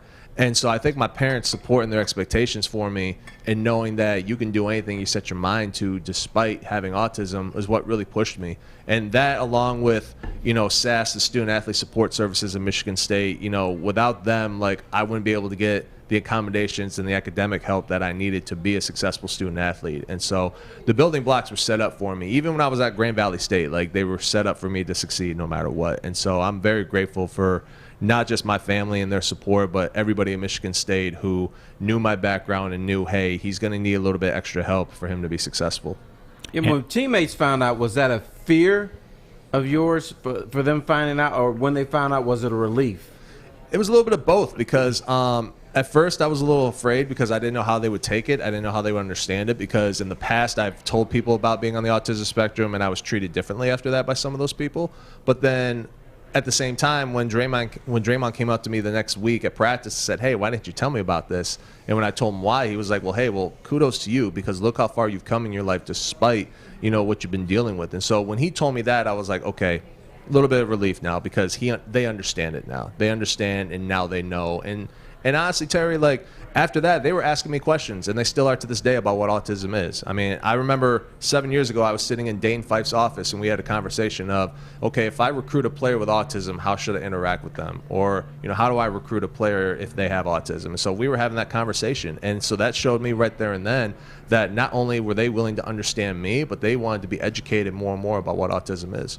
Anthony Ianni joining us here in our Woodward Sports Studio, one of the authors of Centered, Autism, Basketball, and One Athlete's Dream. And Anthony, I would imagine all the usual book stops, Amazon, Barnes & Nobles, et cetera, that's where everybody can get the book. Yep, absolutely. Yeah.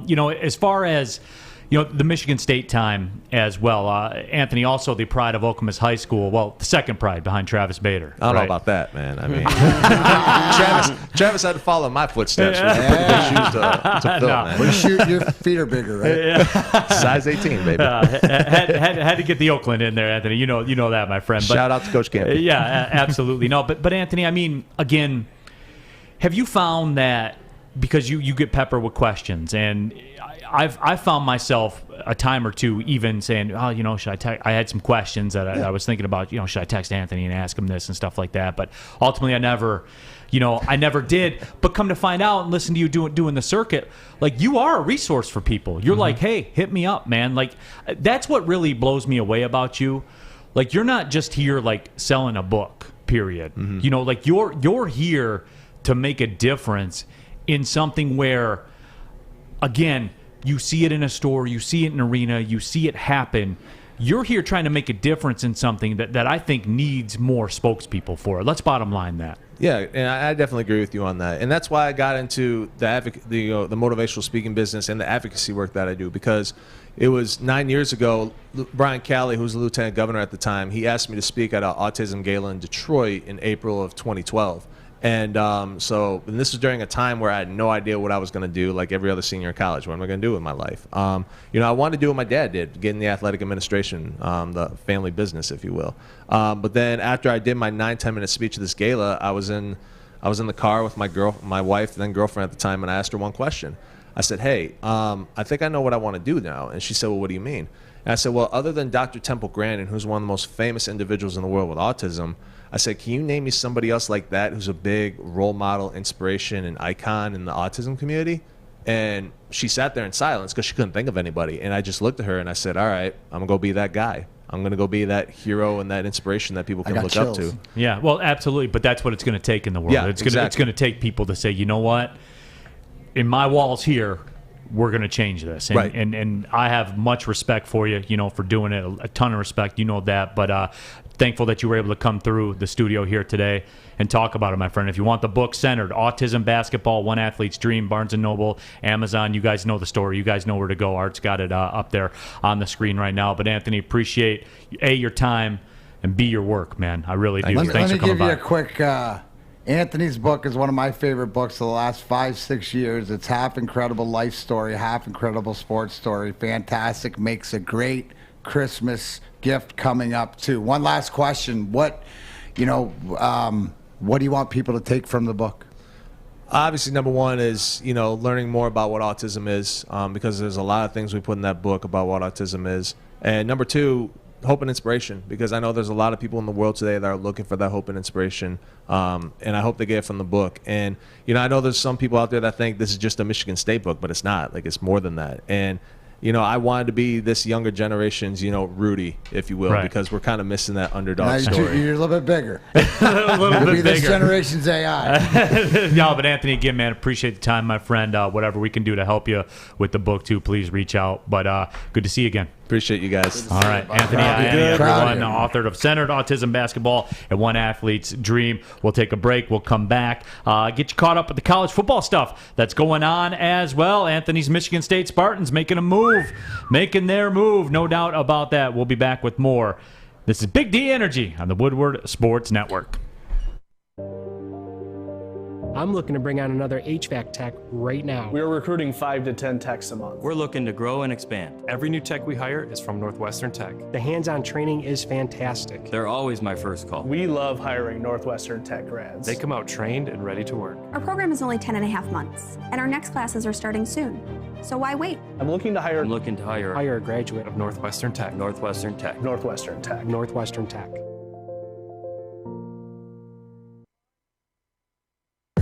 Back at it here. Big D Energy. Terry Foster jumping back into things on the Woodward Sports Network. Neal Ruhl, T. Foss, Terry Foster, the Olympic hero, and of course Darren McCarty as well. Big thanks to Anthony Ianni for coming in. Taking some time out of his day. That guy. I got breaking news. That book is selling. It's selling like hotcakes right now, and Art has it on the screen right there. Centered Autism Basketball One Athlete's Dream. And again, real quickly, highly recommend it. Even if you're not touched by the world of autism, just to have an understanding. Like, you got to be well-rounded, man. You got to be educated. Unfortunately, DMAC right now is going to educate us about some breaking news with the Detroit Red Wings, and this is a stunner, man.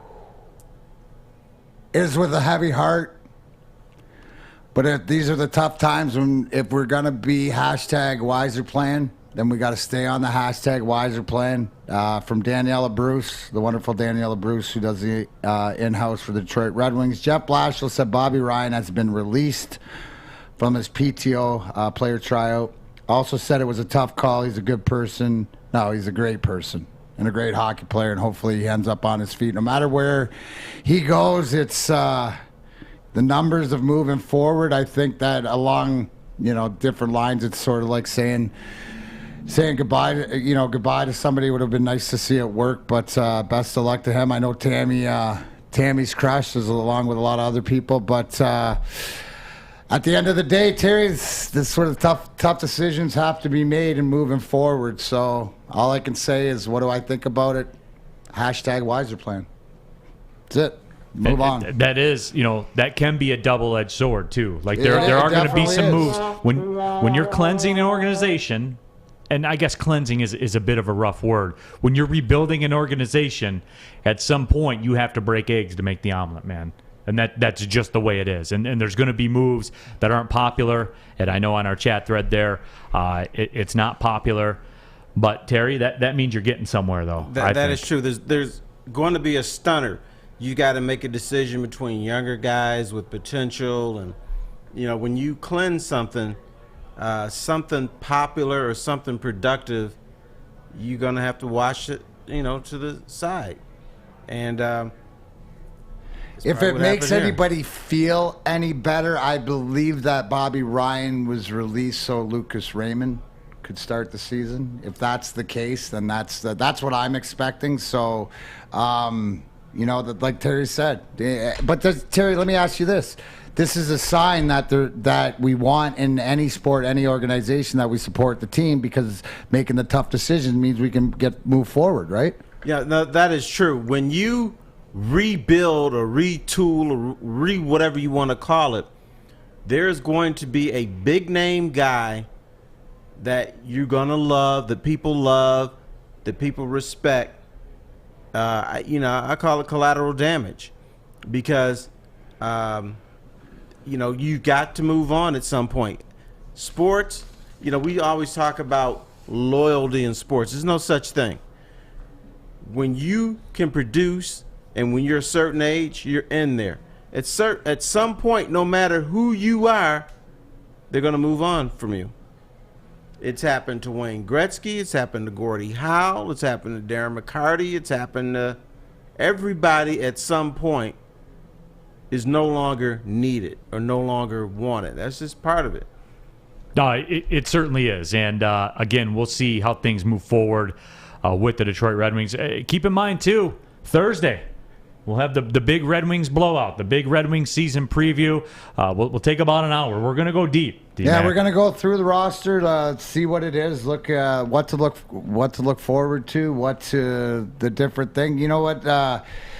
It's I don't know if it's the 5-year plan, which we're in year 3, I believe. But it makes sort of sense. But #2023 where the Red Wings are. But the best thing is I pretty much, it's not what I think. I think I know it, but I'm not sure. But they're going to be watchable. And that's all I care about, from players to team, and the effort's going to be there. So, and for me, they're going to be watchable with tons of cap space. Oh, that's the huge. Neal, what do you say? They're 14 under the cap this year, but 45 under the cap a year from now or 2 years from now for 2023, you do. Oh, that is so valuable that it doesn't seem something because we're still in the ship in the middle of the ocean going across. We can't see the land yet. But when you see the land, it's a big land. It's a continent. It's not just an island. It's not anything like that. It's a continent. No, it is. And, for, again, when you talk about this year's Red Wing team, which we'll get into in more depth on Thursday, big year for Mr. Dylan Larkin. Big year for Philippe Zadina. I mean, and this plays into the whole Bobby Ryan thing. Like, I know people like the hope and everything like that, and I'm not being a hater, so save those messages in the thread. You gotta show what you are. If you're the captain and you're Dylan Larkin, and I know everybody wants to feel good and say, hey, the future's coming and all that kind of stuff. At some point, Terry, you have to assume that role. You do. You got to be the guy. You got to be at least second best player on the team, more than likely the best team on there. Yeah, and leadership only goes so far. It's you got to produce, because if you don't, you know who's going to be on you? The little fans who are talking about let's be positive. They'll be the first ones that turn on you. No, but again though, D-Mac, with Dylan Larkin, last year the deal. Next year he'll be at a crossroads. Well, that's this the whole organization thing. will be at a crossroads with him. Right, but this is also too is so we have expectations. He has expectations, right. And being healthy helps. I think that we see Dylan Larkin healthy, at least skating, because that speed is an issue again. And Terry's absolutely right. If he's your best or second best at the worst on the team, you're moving forward. So whether this team makes the playoffs or not, you have to see that. And you mentioned Zadina. There's a bunch of guys that you're looking to see, can they make that next step? Are we getting there? Are we getting closer? And I expect Dylan Larkin to have a big year, along with Philip Zadina. Right, and because that's where we are. We talk about the highway, right? The franchise highway. And, you're leaving the rest stop, and different teams are different exits and everything like that. It's time for those two. It is, because to me, Philippe Zadina is the face of the rebuild, because we were told when he got drafted, and Terry, you hear these lines, I can't believe they fell. Yeah, he fell to them. And, right. I can't believe it. Well, it's time. And I know there's a limited, I guess, threshold of data with Zadina, but is that fair to say he's kind of the face of this rebuild to me, because that was the first really super high draft pick, and we couldn't believe our good fortune when he fell. He could be. I still think Mo Sider is the face of the rebuild, because this was, you thought that Yzerman was going to pick a forward or a high scoring forward, but he said, no, you win with defense. You win by building from the goal crease on out. So, to me, I view this guy as kind of the face, and what is he going to become? And on the text line, Dan texted to us, and he said, I think today's cutting of Ryan opened up the spot for Veleno. Your take, D-Mac. Okay. So one of the young guys. So one of the, apples and oranges right now, but Veleno, yeah. Okay, so that there it is. But there's a guy that, again, the future. Different name, but same concept. Different name, same concept, because it's that body, it's that guy developing. We saw Joe Veleno, and he's earned that ice time being the guy that he's going to be. There's your third line center. I mean, in a perfect world, Dylan Larkin's your second line centerman. If you can get a top guy to be a top line centerman with minutes and stuff, that's if you got Mo Sider on defense, you got Dylan Larkin as your second best centerman. Because look at Yzerman. Yzerman was second line centerman. Fedorov was first with the Russian Five. So it's all about the leadership and being the two-way player, putting up the points and leading the team and not having to be the guy, but having the guys around him, like the Zadinas, like the Ravens. But all the guys Yzerman couldn't just be another guy. Just don't be another. No, he can't be just another guy. He still had to be. Terry, it's another guy with all the different intangibles. Being the Stevie guy, right? Being the Stevie guy, not being the Sergei guy. He needs a Sergei guy. Being the Steve Yzerman guy, the leader, that can play everything. That when it came down to it's going to do whatever it takes and can step up at that moment and be a first line guy when needed. But maintain second line status and points and stuff like that as far as expectations. Right, and for me, it's bottom line, D-Mac, because when you say be an Yzerman guy, point a game. Yeah, you got to be a point. Let's just be real. And people say, well, stats don't tell the whole story. You got to be a point a game guy. I mean, without question. With the minutes and with the stuff and being the captain and stuff, that's not. And whether that means in an 82 game season that you're 75 points, 75 to 90. That's 75. You need to be a 70 point. You know, it's one of those things that it's by committee too. So if everybody can add into the goal total and everybody's, Zadina gets 20 goals. That helps Larkin's cause also because he's probably feeding him the puck on the power play. You can't be a guy that when you speak to the room, everybody's rolling their eyes. They have to, pay attention to you, believe, not all the time in what you're saying, but for the most part, be willing to follow you and not just saying, okay, this clown is talking. I'm tuning him out. Some reaction to the Anthony Ianni interview. Don Rivera says, that was an interesting guest. Let's bring it back to reality. Realize these athletes are people. You never really know what they're going through. Justin Spiro says his book is great. It's one of my favorite books of the last 5-6 years.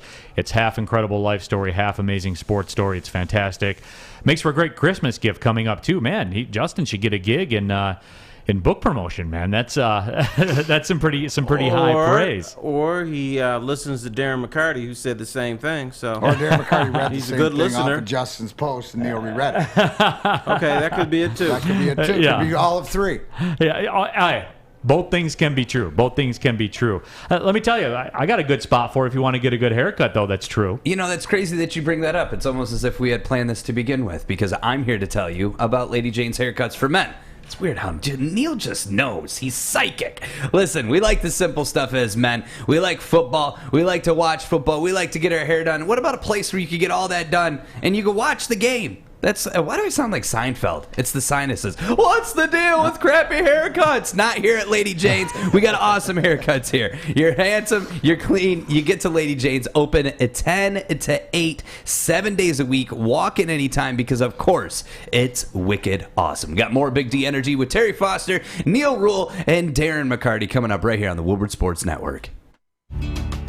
Tony is a third-generation logger that has a simple, practical approach to life and work. That's why his Coast DX342 knife is perfect for him. The stainless steel blade is rust resistant and made for all-weather use. And the double roll-lock safety ensures that it will never inadvertently close when he doesn't want it to. That's why Coast is trusted tough. Get after it here. Big D Energy, Woodward Sports Network, Neal Ruhl, T. Foss, Terry Foster, D-Mac, Darren McCarty in the house. Man, but we only got like 34 minutes left in the show. This thing is cooking today, That's man. it. It's supposed to cook. Listen. Let it sizzle. It certainly is. It's definitely not all bun and no burger. No, we're bringing some heat. Here today, reaction to the Red Wings discussion, Justin says, let's get down to it. Can Larkin be the number one center in a playoff team, on a team that has playoff success? And that is my other thing, because with Larkin, though, he did do it in the past. He had one of those seasons, but 2019 is getting to be a little ways in the rearview mirror right now. And again, we're getting into this Thursday, letting a little bit of the cat out of the bag, but don't get it twisted, D-Mac. I'm going to be talking to you about Larkin and Zadina. I'm giving you the tough questions. I expect a tough answer. You know what? I'm the guy. I'll stand right here and answer them to the best of my ability, to my opinion, from the knowledge that I have had over the years that I can remember. Absolutely. But did want to do a college football wrap-up as well. We have to get into it.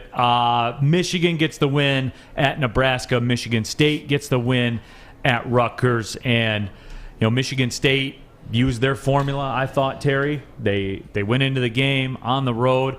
And it was close for a few minutes into the second quarter. Most games are. But they made the big plays.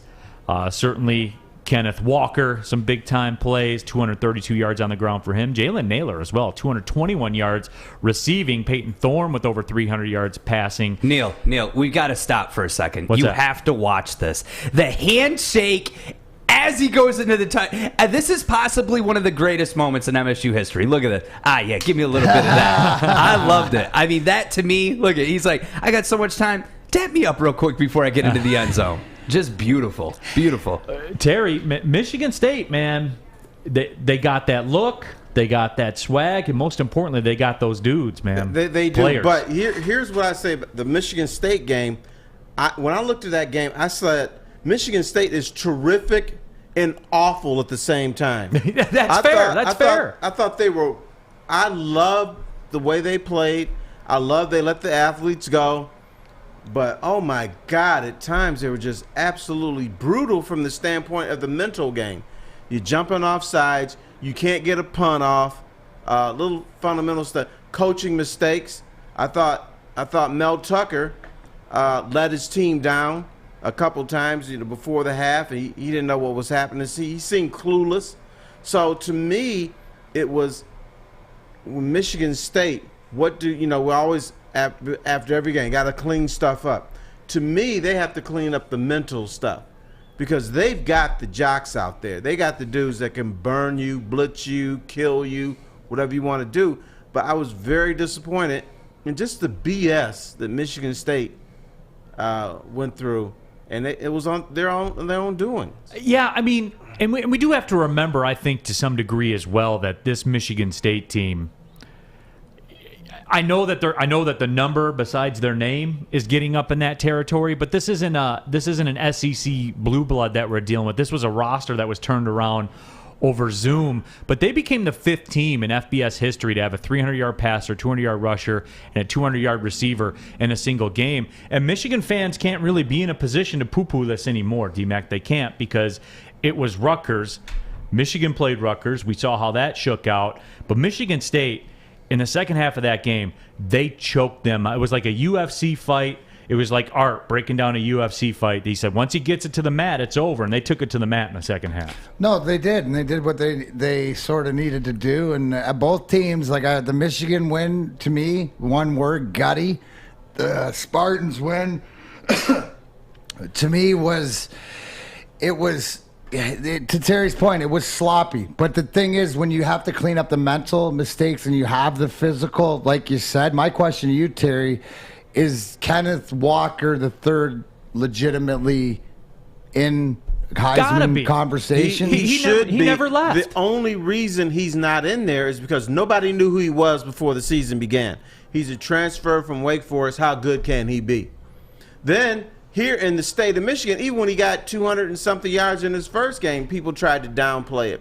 And then some of the quote-unquote Heisman candidates, Spencer Rattler and some other guys, are falling off the face of the earth. So, yeah, Kenneth Walker, I'm not saying he should be the favorite, but he should be mentioned now at this point for what he's done. Now he's got almost 1,000 yards. And the thing I like about him, he's got this wiggle, and that is really hard to stop. Yeah, he's a power runner, but he's got a little funk to his game that he's going to make you miss him, and he'll burn you. Well, the one thing to that point is that shimmy of stepping out of arm leg tackles and stuff like that. He breaks a lot of arm tackles, guys trying to tackle him. So the shimmy, so the legitimacy, but it's playing out to what we've talked about is that it come up to the weekend where Michigan plays Michigan State. If they're both undefeated, well, rubber hits the road. Yeah, somebody from that game is going to emerge as a Heisman Trophy favorite, or at least a contender, because we're still trying to figure out. This is what I don't like about college football. You've played 5 games, and we're still trying to figure out what is Michigan and what is Michigan State. If you play 5 games in the NFL, you know what a team is. So I think that game, somebody's going to emerge as a Heisman contender. One team will emerge as a college football semifinalist contender. So 2 weeks, and we're going to have a lot of walls broken down, and I can't wait. No, it is. It is going to be a lot of fun. On the other side, Michigan got the win over Nebraska as well, and Michigan really seemed like they had control of that football game. And Nebraska could do nothing on offense. But then T. Foss, the snowball got rolling down the hill a little bit for Nebraska, and the crowd started getting into it. Nebraska came back, took a late lead in that football game. Did you learn anything about Michigan in that game? They are who I thought they were. I mean, I think, if we want to talk, is Michigan a legit team this year? For the last few years, I've always said no. I think now, because Ohio State for a while came back to earth a little bit, even though now they're like, okay, now they it's got time it to take rolling over. again. They got it rolling again. I thought Michigan had a shot with them, but now I think Ohio State has elevated its game now to we're beyond the Big Ten now, and we're going to roll the rest of the way. So I think Michigan is who we thought they're going to be. I didn't learn anything that much because once again, a big fumble, a big mistake by the opponent allowed Michigan to steal that game. And they were down. I mean, they were down, and they were in complete control through the first half. And yeah, Terry, you're right. And look, I know, and I'm choosing my words carefully because I know what will happen to me the second that I speak negative of it. I know because you bad. Yeah. I mean, that's what they're going to do. That's here. And MPWMU says Neal with the Michigan hate in 3, 2, 1. Bam. Extra pause for an extra beat. Where was Aiden Hutchinson? Did he play? I mean, I know he played because I saw his jersey out there. But all I heard about was Aiden Hutchinson. The Lions should take him with the second overall pick and all those kinds of things. I still think Aiden Hutchinson was effective in that game. Aiden showed that he is a premier player. Now, it may not have shown up on the stat sheet. Oh, the old Jabril Peppers discussion? Right. But I paid attention to him because that dude still makes you, even if he doesn't make a play, he makes you do something you don't want to do because you know he's in your face. Juices Go says, you told us to save the hate for later, Neal. Okay, hey, that's fair. That's fair. I'm not hating. They were faced with adversity on the road in a tough environment, and they did get the job done. They did, and that's fine. That doesn't make them elite. They're not elite by any means. I don't think that they're a threat to win a national title or be in the college football playoff, especially with the road game at Penn State. Ohio State, everybody, is still getting it together. And, oh, by the way, D-Mac, there's that date on October 30th. Well, there always is. And that's the best part is the calendar gets shorter. These games mean more. But the fact that we're both sitting here with undefeated Michigan State teams in October, I think it's awesome. Matt Lewandowski says, okay, overconfident Michigan slappy chat comment in 3, 2, 1. Jason S. says, for what it's worth, Pro Football Focus grading Aiden as the National Defensive Player of the Week again. Okay, let's sit down and watch that game. I'll sit down and break tape with anyone. I see him over pursue a lot. I saw that. I mean, I'm just going by what I saw. I'd be happy to say this Pro Football Focus thing is getting out of control. You're just a hater, Neal. No, I am starting to become a Pro Football Focus hater. I like, come on, guys. For real. I thought he was still effective. Okay, you want to say he was effective, fine, but is he the number 3 overall pick in the draft? Like some are saying? He's pretty good. He's really good, dude. I don't know what you're saying. This dude can play. Juices Go says, yeah, it wasn't Aiden's best game for sure. Well, not according to Pro Football Focus. He was the best player in the country. Yeah, no, but it's the middle. To Terry's point of being effective when Pro Football Focus might take it to the extreme. But Terry said there's more effectiveness there. That leads me to show that you're not entirely correct because you didn't see his name, that there was more to it. Maybe not as much as pro football because they overextended, but what Terry's saying is that he played a better game because of what he made teams do, and you know that they have to game plan for him. As George said, put the color, the sticker on them when they're doing the game plan because you have to make sure that you put bodies or double teams on them. Most of the game, that they had to take his ineffectiveness out of it, but it made other guys effective. So that's what football is. Just as a for instance, on the secondary ticket market, the Michigan tickets are going for roughly about the same price as the Michigan-Ohio State tickets. Can I do like a quick, if I may, what really grinds my gears? What really grinds my gears is the fact that if you want nosebleed tickets for Michigan versus Michigan State, which I'm trying to get for my son's birthday, $300 a piece. Where does the money go? Where does it go? Somebody tell me where that my $300 purchase goes other than into people's pockets. The dude that has those tickets. Yeah, he's buying himself some snakeskin boots, brother. $300 for nosebleeds. Snake skins for $300? I did. No, Oh, I got nice. shark skin Oh, for 300. shark skin. I was in El Paso. Nice. Do you well, think that's you know what? For the That Sun sounds Bowl? like where you would go to get those. Were you there for the Sun Bowl? Yes. Nice. Do you guys think, like, if I penciled in a mustache and maybe wore, like, dressier clothes and just walked in the stadium and they're like, oh, what are you here for? And I'm like, oh, I'm a student. And I brought, you know, like a midget student with me, and it was my son, but he had a mustache. Like, do you think they would just Well, at give that me point, tickets? just go in as a press credential. At that All I point, you know got is to be my a media son's got guy. his tickets for the game, so we're good. How did he must have just gold, just pulls out gold out of his pockets. That's insane. He's a student. Well, He's a and student. Adam was talking about Michigan and Ohio State, which obviously those are the two biggest games. I understand that. But 4 tickets were like $3,000. It's nuts. It's nuts. I don't get It is nuts, but people pay. Yeah, that's the problem. why. That's how they can get away with it. For instance, a Super Bowl ticket. Oh, yeah. I'd rather watch it on TV, but if you go there, you're gonna have to spend But Terry, $6,000. I haven't gone to any of these big games, and they still end up finding people to buy tickets. I mean, I said I'm not paying for them, and they just find, you know. Just watch on TV, get your hors d'oeuvres out. It's called supply and demand. Right? That is very true. Yeah. So it's the oldest, most tried and tested economic theory in the history of mankind. I want to ask you guys real quick, and obviously you guys know some folks that know some folks. Have you ever paid $300-400 a ticket for a game ever? I haven't gone. I haven't paid that much. Well, I mean, before. when you're the Oakland Grizzlies announcers, they got the red carpet out for They you. do. You know? I had connections for the Super Bowl when it was in Detroit. Yeah. I had to spend $600. Oof. Wow. I would do it for a Super Bowl. I'm not gonna lie. I would. No. Straight answer is no, Art. No.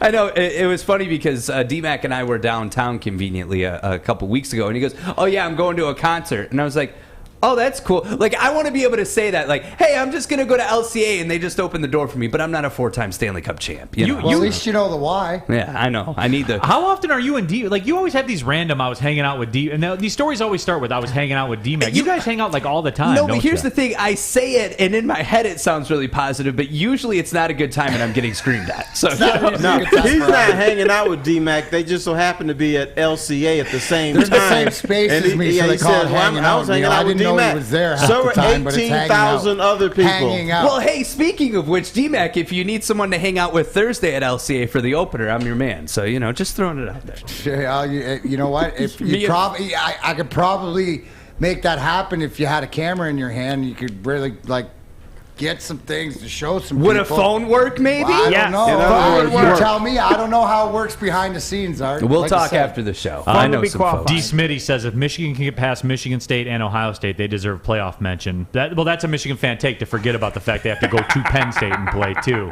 And you know what? Yeah, I don't have a problem with that, but not in front of Cincinnati. Not in front of Cincinnati, they don't. Why not? Because Cincinnati's been in front of them the whole time. Went to Notre Dame But and you won. know what? Has a ranked win on their resume. That's the human element decided that Cincinnati is better than Michigan. What you need to do is you throw that out and look at the body of work of both teams. Right. And What as did it Michigan stands, do? What did Cincinnati Okay, do? well, here we are right now, Terry, where Cincinnati's body of work is better with having, wins over ranked teams and stuff like that, something that Michigan hasn't done. And how are they going to get better than that as time goes on? Cincinnati will play a ranked team in conference. I don't know. They'll beat them too. If you beat Ohio State, that's an awfully big one in your bucket. Well, what changed? What's different now than then? Like, if that's how you have them project, if you think Cincinnati's a better team now, then how can Michigan overtake them, Terry? I tell you what, if Michigan how? If they beat Michigan State, Penn State, and Ohio State, I'm sorry, Cincinnati, your ass is out the door for me. Then why are they higher now? Because we don't think Michigan can beat Penn State, Ohio State, and Michigan State. That's why. You think Michigan at the best is going to finish 9-3. So then that doesn't put them in there. But if they do beat those teams, I'm sorry, Cincinnati, Guys. I love you, but Guys, see you. no matter how hot and cold the conversation gets, right, which you're absolutely true, Terry, maybe both things can be true, but one thing is a fact. Northwestern Tech start a new career in an industry that is always essential, heating and cooling industry. Hence why I have 4 Stanley Cups. If you didn't know, E&B Air Conditioning, this is a product of a job that you can never quit or get fired from. But if you would love to know how to turn that thermostat, help out your grandma, do everything out, Northwestern Tech's where to go. Visit northwesterntech.edu today for a great career in heating and cooling. Big D Energy will be right back. Okay, you thirsty little spin goblins. I want you to pedal into the next dimension. Spin it! Spin! Spin! Uh-oh! Carmen's falling behind. Let's give her the hiss of shame. Spin! Spin! Spin till you bleed! Don't ride the bike of shame. Come to Planet Fitness and find your own lane with tons of equipment, free fitness training, and no hissing. Join today for just $10 a month. Coming on the stretch here, Big D Energy, Woodward Sports Network. My name is Neal Ruhl. His name is Terry Foster. His name is Darren McCarty. Happy to have you with us along for the ride. Woodward Sports has had you covered all season long for the very best high school football matchups in Metro Detroit. This week, Terry, I'm excited for this one too. And we'll have it for you on the Woodward Sports Facebook, YouTube, and Twitter. The PSL Championship, Cass Tech against King. Oh, that's T-Foss. huge. I may have to go to that. T-Foss. That's going to be a ball game. Terry, that's like, you've seen those games back in the day. Yeah. Hate losing to King, and they hate losing to Cass Tech because I went to Cass Tech. But, yeah, there's only two programs in the PSLs, King and Cass. And they're squaring off, and we're going to have it for you right here on Woodward Sports Network. It's brought to you by The Prep and my people at Planet Fitness. Again, the Facebook, YouTube, and Twitter outlets here on Woodward Sports. We'll have that for you at 9 o'clock, so you can watch that one at 9 o'clock. I'm excited for that one. Now, I'm going to be there, and I'm going to watch it, too. Yeah, see? That's T-Foss. I'm going to do both, man. I'm going to double dip. Yeah, that's T-Foss for you. Unless Cass loses, and I may not. But wrapping up this college football discussion, MPWMU says Cincinnati blows. Chuck Brewer says, and if Michigan runs a table, Michigan would have 4 top 10 wins. Well, Chuck, I will say this, and again, I'm not speaking down, and I'm not being radio guy or anything like that. It's just really peculiar to me how the two conferences with the biggest television contracts have 7 of the top 10 teams in the rankings. What's the deal? That's really weird. Follow the money. It's almost like they're trying to guarantee one of them from each conference gets in the playoff. But that stuff doesn't happen. Terry, that doesn't happen. You don't think they have other advantages? Money talks. So you're getting better recruits. You have better facilities. There's a lot of things that money provides for you. Now, I love my schools, CMU, but they're never going to be able to compete with those schools because there's no TV contract. There's the bag man is handing out $5 and $1 bills, not 50s. Well, there are no more bagmen anymore. You can do it on the up and up now. No, I know, but there's still bagmen. Bagmen, man, has not gone away. He's still there.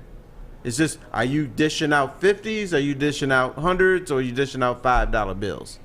I got 5 on it. Chuck says, saying that if State wins out, they also deserve to be in over Cincinnati. It's really disrespectful to State to not give them everything we say about Michigan. And that's the best comment that's been made. And again, I'll qualify because I'm starting to wear it again. We're getting the Tommy says they got to take Neal off when they start talking about Michigan. No, I can admit that, and I think even Michigan fans should be able to admit that too.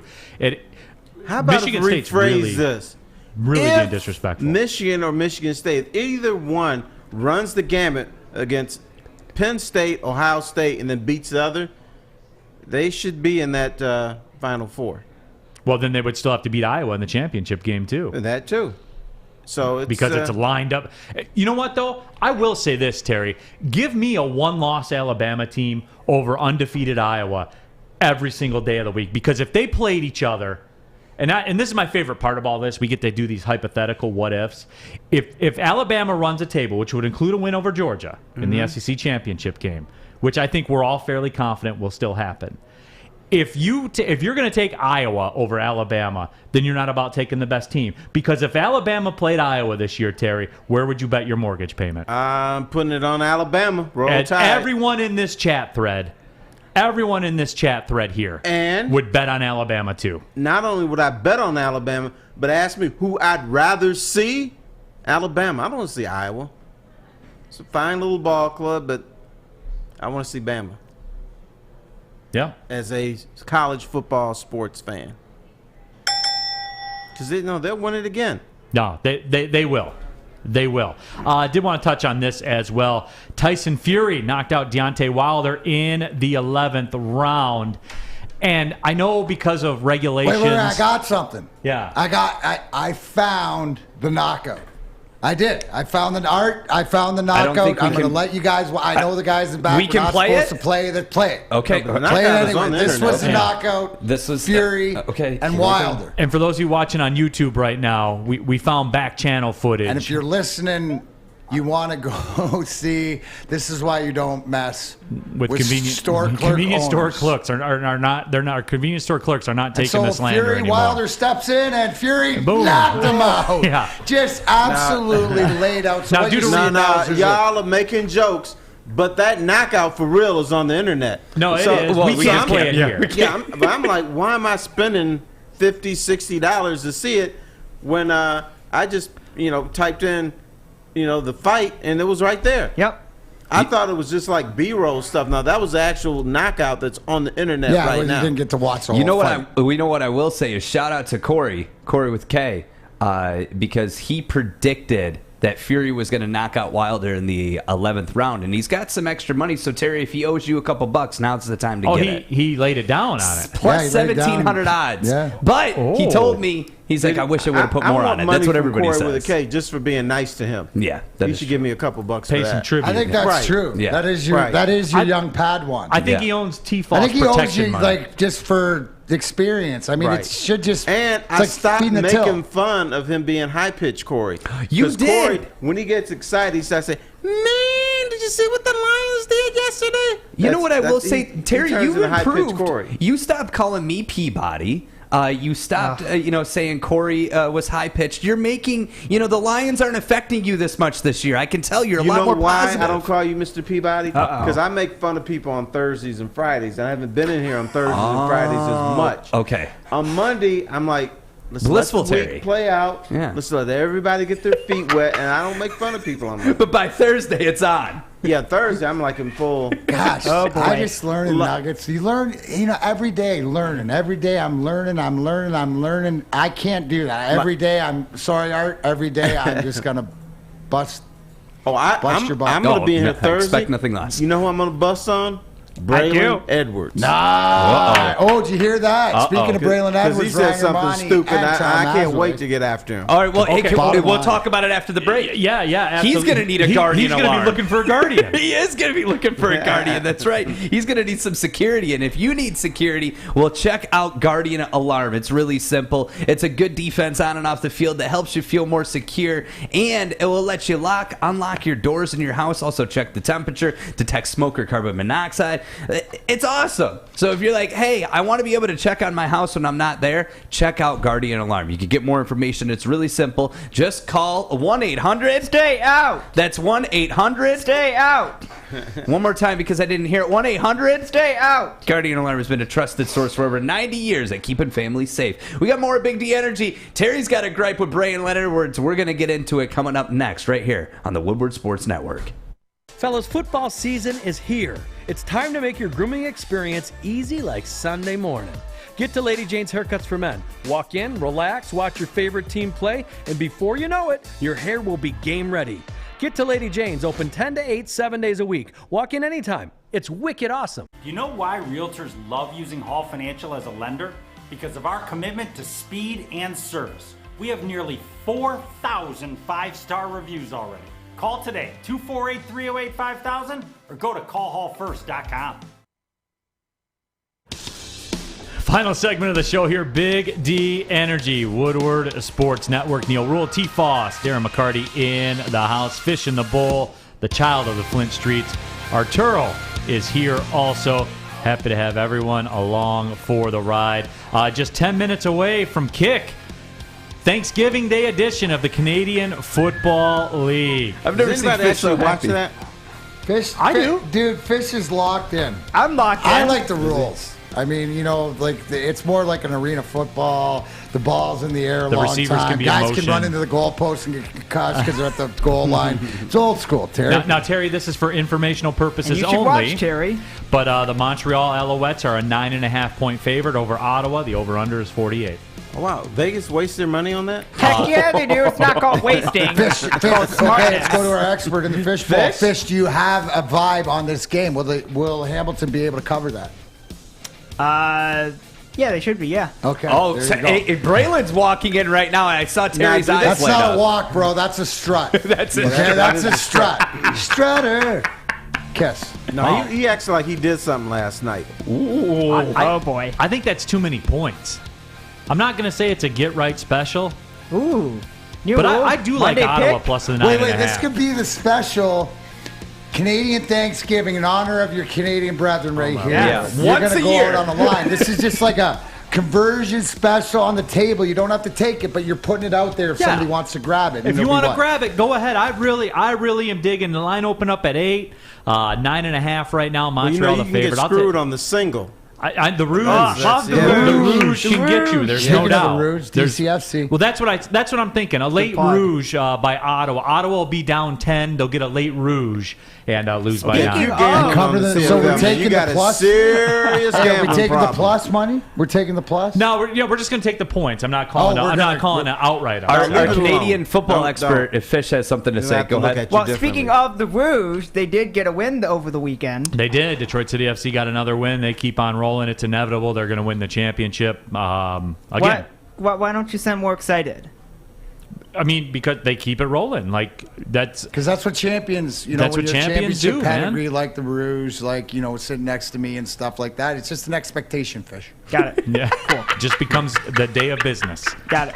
No, it is. It'll be pretty cool. Can I That'll be a clip good that, please? celebration. You're just like, Me giving Fish. yep, they're going to win the championship again. Fish follows the You need Lions, to so be he doesn't higher understand pitched. about Fish championship. is still on the 10-7 bus, and yes, Fish, I know technically yeah, they can whatever still happened get to the there. 10-7 limo? Well, this person Or over limo, here yeah. is already getting a tattoo. Wait till at least 0-8. It's over. He's already got it Fish, scheduled. please. He's got a schedule. He's got Don't like 5 get the different tattoo. people doing it. No, Terry, what do you mean don't get the tattoo? Like, I have he to get has the to. tattoo. Otherwise, I could See, do the with guy this who's gonna man. lose. Why don't you get He's, a tattoo 0-17 with the jalopy on there?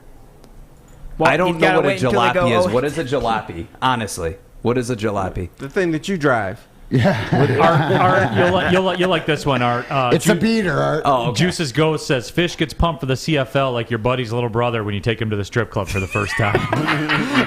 Absolutely, but every time. Not just for the opening game, every game. And you can use that for rugby, you can use that anything in the Commonwealth. The Commonwealth. Australia. Whether it's an A United squad, Kingdom, B squad, or Canada, the Sunday D Commonwealth. squad, Fish is excited to go to the strip club. Yes. Dom you Rivera should. says boop. So there you have it too. Give it a little boop. Boop. Schmazel.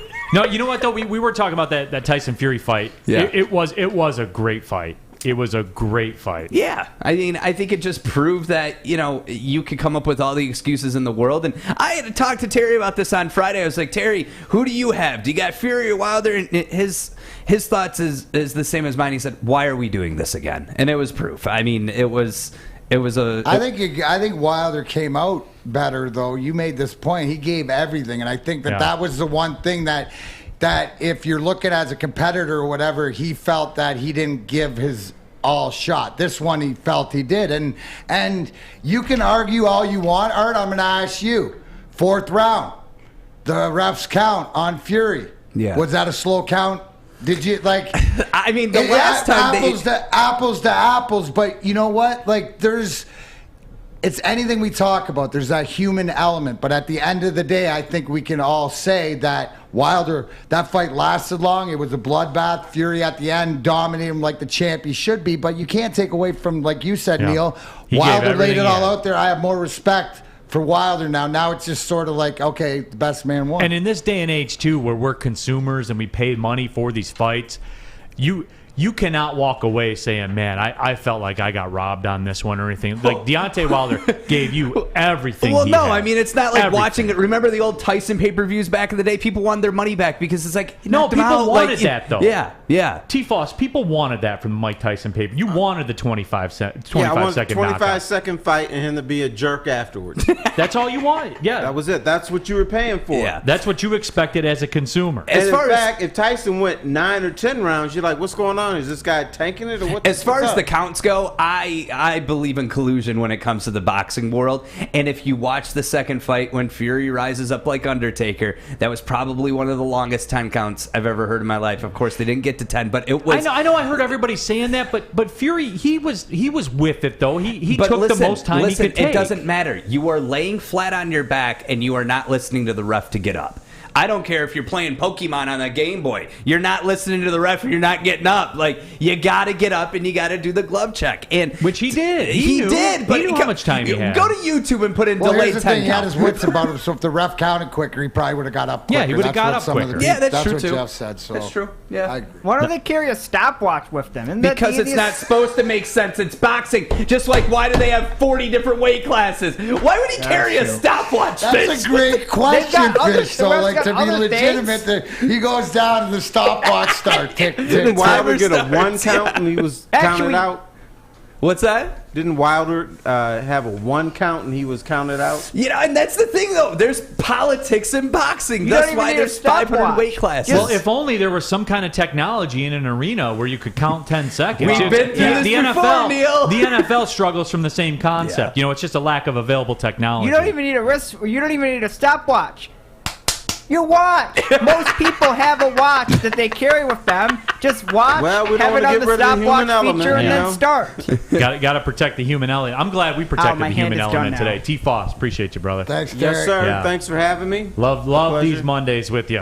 D-Mac, good job today. Fellas, too, Fish, Art, everybody that interacted and involved with the show. Appreciate all of you guys. We'll be back tomorrow. Joik Bell will be back in the house as well. Thanks for watching. Thanks for listening. Deuces. Oh, see you later. Happy Thanksgiving.